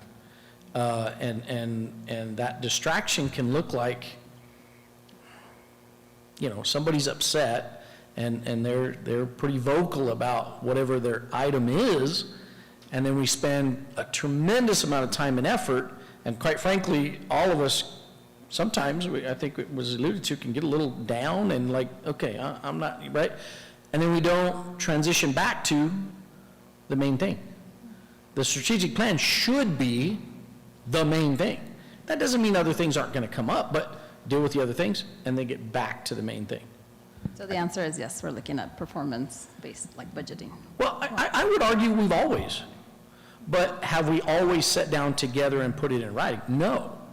So, and that may be the other side is I would want to maybe suggest, we should always suggest that we should always assume good intention. If Ms. Cregan comes to me and has a request for something, my immediate assumption should be she's trying to fill a need, she's trying to help with something. Now, she's got to give me enough information so I'm not playing Blue's Clues. Like, okay, what is she doing? What are you asking for? What do you need? And so all of us need to give that information, every bit of information we have, be forthcoming with that, so we're not trying to figure out what you're saying. Right, and I would even suggest that I struggle with that sometimes. I don't know where sometimes we might be headed, and that's why I think a strategic plan is a great way to go. Okay. And then I might go back to Mr. Ortega. And I didn't capture the 5 drills, but so where within those 5 drills would it involve active shooter training? And before you answer me is. The reality is, that's the reality of today, unfortunately. And so, I was thinking as a mom, as a teacher, it's like, how do you train kids? Because it is what is it called? It could be emotionally, what's the word I'm looking for? Traumatic to do this. So, like, how are we planning to do that? Because we have to be prepared. Like, as a parent, I want my child to be prepared. I tell them, I'm searching stuff and I tell them ideas of what to do. One of them always, I tell them, I said, wherever you are, you all don't ever put your back to that door. To doors, you want to make sure who's coming in and out. So those are just strategies that I'm sharing. But in the event, but yeah, I can see where with, not just with little kids, it could be a traumatic experience. So how are we going to handle those situations as we are, are we beginning to do active shooter training? What does that look like? Or I know we might be in the infancy stage of that, but. The active shooter training falls under one of the 5s, and that's the lockout. That's usually where you'll find anything that is considered a very serious threat where there's an intruder. And again, it's not just only that, it could be many other facets involved to it, but active shooter is usually geared to the lockout. Now, the other 4, of course, those are the other events that happen that we always tend to forget that is actually there. But getting to your question, how do we respond to students when they're involved in an active shooter situation or a lockout. And let's just say it was something that was taken out of context, but it was still handled in a manner where law enforcement came out, emergency response was activated, and they're out there, so they're being treated as if this is an actual event occurring. Now, to me, I think the best way to handle that is that you got to have a multifaceted team already ready to go on a moment's notice. That includes health, that includes the counseling, social work, or any outside mental health facility that should be making up the threat assessment team on each of those campuses. So in the event those happen, you already have a go team already ready to go into action. They call it the state of readiness. That's what they call it. So when that happens, you need to have that component already set, because granted, students will feel the trauma. Even when it's just something that was taken out of context, but they still feel the emotional attachment of, I could have been a victim. And so we have to provide the empathy, we have to provide the moral and the social support for these students from all facets, from all levels, from the municipality, county, state, and federal levels when those happen. And that's where I always try to advise administration, you must have a working partnership with your mental health providers in your immediate area. Heaven forbid that you're going to have to call on them where something like this happens, but it's best to have it and not need it and not have it, and there we go. So that's the philosophy. But to get even a little bit more in depth, there is really no way of knowing when these things will happen. They on average, statistically, active shooters normally last between 2 to 5 minutes. That's it, normally. There will be some occasions will last longer than the 5 minutes, and that's usually because, for whatever reason. And again, we keep using Uvalde as the benchmark. We already know. I think everybody understands that there was a disconnect on the chain of command. So law enforcement understands what they need to do. The first one that gets there, they're in charge. Under the ICS 100, 200, 700, 800, they become in charge. The administration relinquishes their authority to them because now it becomes a criminal act. As soon as the first officer arrives, it is already standard policy under the solo response protocols that they go in. That is why they're being trained. That is why multi-agents are being retrained on that philosophy. Before, they were trained to wait for backup. And this was based all back in 1999 from the Columbine incident, where law enforcement never went in because they waited for the tactical response team. And so when that happened, valuable time was lost. So we're learning from previous incidents to where we're trying to address the issue in a timely manner. Unfortunately, what happened a couple months ago pushed us back a couple years, 10, 15 years on the standard protocol training. So now we're revisiting that, and that's why law enforcement is taking a giant leap to try to resolve that, because really, in a sense, it doesn't provide a whole lot of credibility among the eyes of the community, the law enforcement being able to do it. So that's why it's important that we address that. And of course, again, it takes a team effort to address those issues. So, but on the short end, I can only tell you that it is my hope that there is mental health, nurses, social workers, administrators, anybody that can provide some sort of social support for these events, that will mitigate it much more than if they didn't have anything at all. Thank you, Mr. Ortega. Okay, other questions?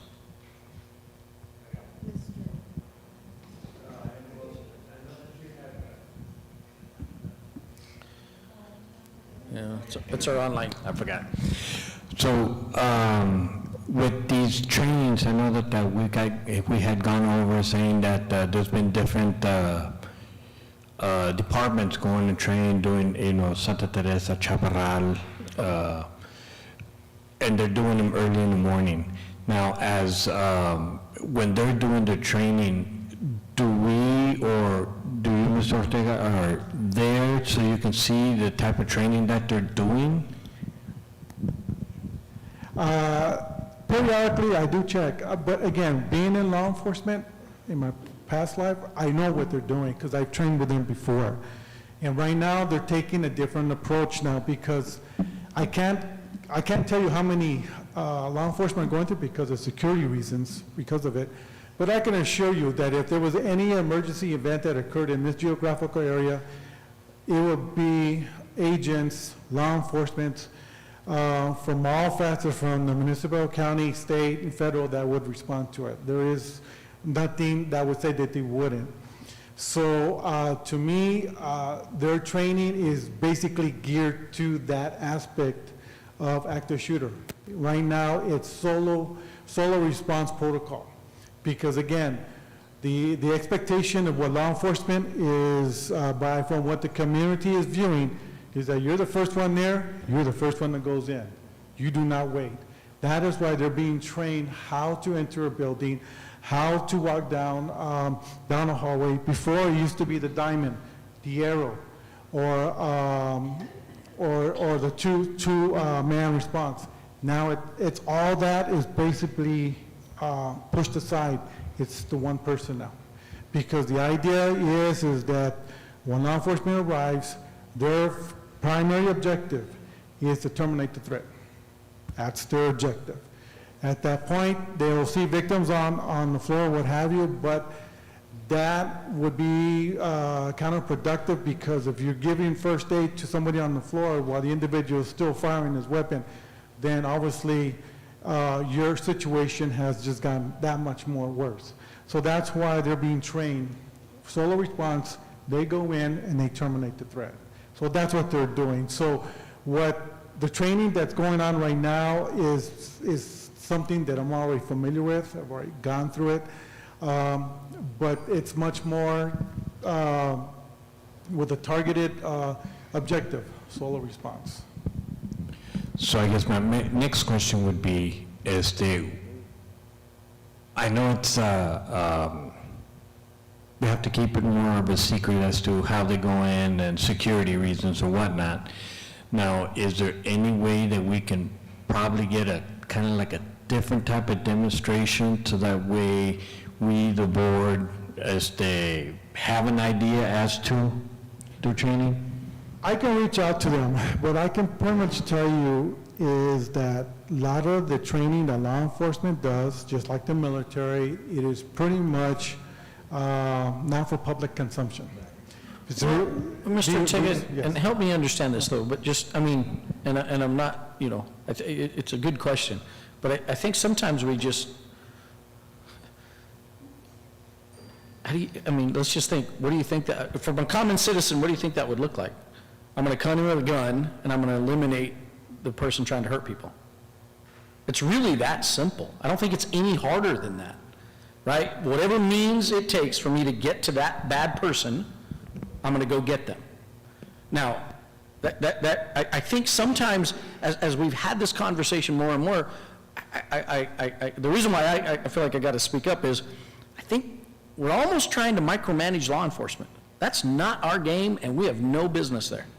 And so I think there's a level of, again, trust that maybe in Uvalde has been a little bit shaky. Maybe that's what you're getting at, Mr. Cano.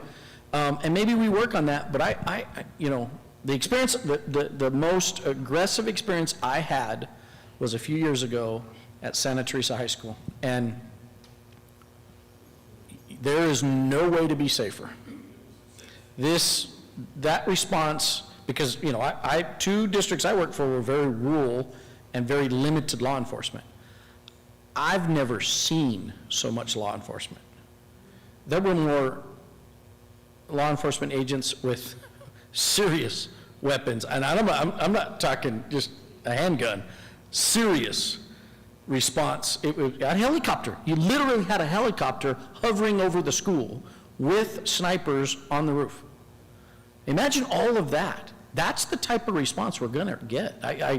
It's going to happen. So we have a better response maybe than any other district in New Mexico. Just to, And I just to add to that is that law enforcement doesn't want to give out their secrets in order to terminate a threat, because all that is that if there's anybody watching, anybody viewing this, or if we were to post a video of what they're doing, all it is just giving that bad person a little bit more ammo what to expect.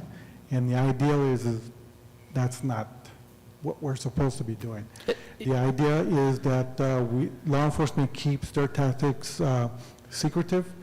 It's not that something that they're doing anything wrong, it's just that you can't give the intruder or the bad guy any leverage, any way, shape, or form to determine what they're going to be doing. And I can tell you there's quite a few techniques, and I'll be quite honest with you, there's techniques that even when I was in law enforcement, I wasn't even aware of, that only special tactical teams knew. So even I wasn't in the know at times. So it's a matter of, I guess, security, I guess. And I think that would be the best way to put it for everybody that's involved, that are trying to engage this individual who is trying to create harm. Because the person that's already shooting, he already made up his mind. He's going to take whoever he can. So the idea is that that law enforcement lives with the understanding is that you go to work, you do your job, and you try to make it home in one piece. So the ideal is not to make it so obvious to the individuals who are trying to create harm, because they've already made up their decision. They're going to go down regardless of what it is. So, so the idea is not to make it easier for them to do that. Thank you, Mr. Tay. Mr. Crown? So then my next thing, I don't know, it might be, I guess, because when we train our teachers and our students on an active shooter or whatnot, and we show a video of what they're supposed to do, ain't we kind of like doing the same thing if that video is public and in the internet? No, because what you're showing on the video is what they're supposed to do, but what they're not showing you is in the manner how they terminate the threat. So there's a difference. Because the drills that they're showing on video or the training that they provide you is your response, your responsibility, what the teachers and students have to respond to. What you're not seeing on the other side is how law enforcement is trying to terminate the threat. They have a plan, they just won't share it. On the other side, our plan is to mitigate any type of injuries and just follow the protocol. This is the plan that we need to follow when it comes to drills. Law enforcement has a different plan. And like I said, again, I can assure you that they just won't share that. Or they'll give you just only a snapshot, but in the actual actions, they just simply won't do it because of the secrecy behind it all. In order to achieve their objective, the idea is not letting the intruder, giving the intruder any leverage that they can use against law enforcement. Thank you, Mr. Tay. Mr. Connor, does that address your questions? Other questions? No, sir, that's the end of our presentation. Okay. I hope you get a feel for the work the team has in front of them, and I want you to know we are definitely eager to continue working, and much of the work has already started. This was already put in place, and so our first update, a lot of things will be accomplished and in progress, and then you get a feel for where we're at, and that should be November is what I'm thinking. Okay? Yes, ma'am. I just want one last question. Thank you very much for the presentation. Thank you very much for all your hard work.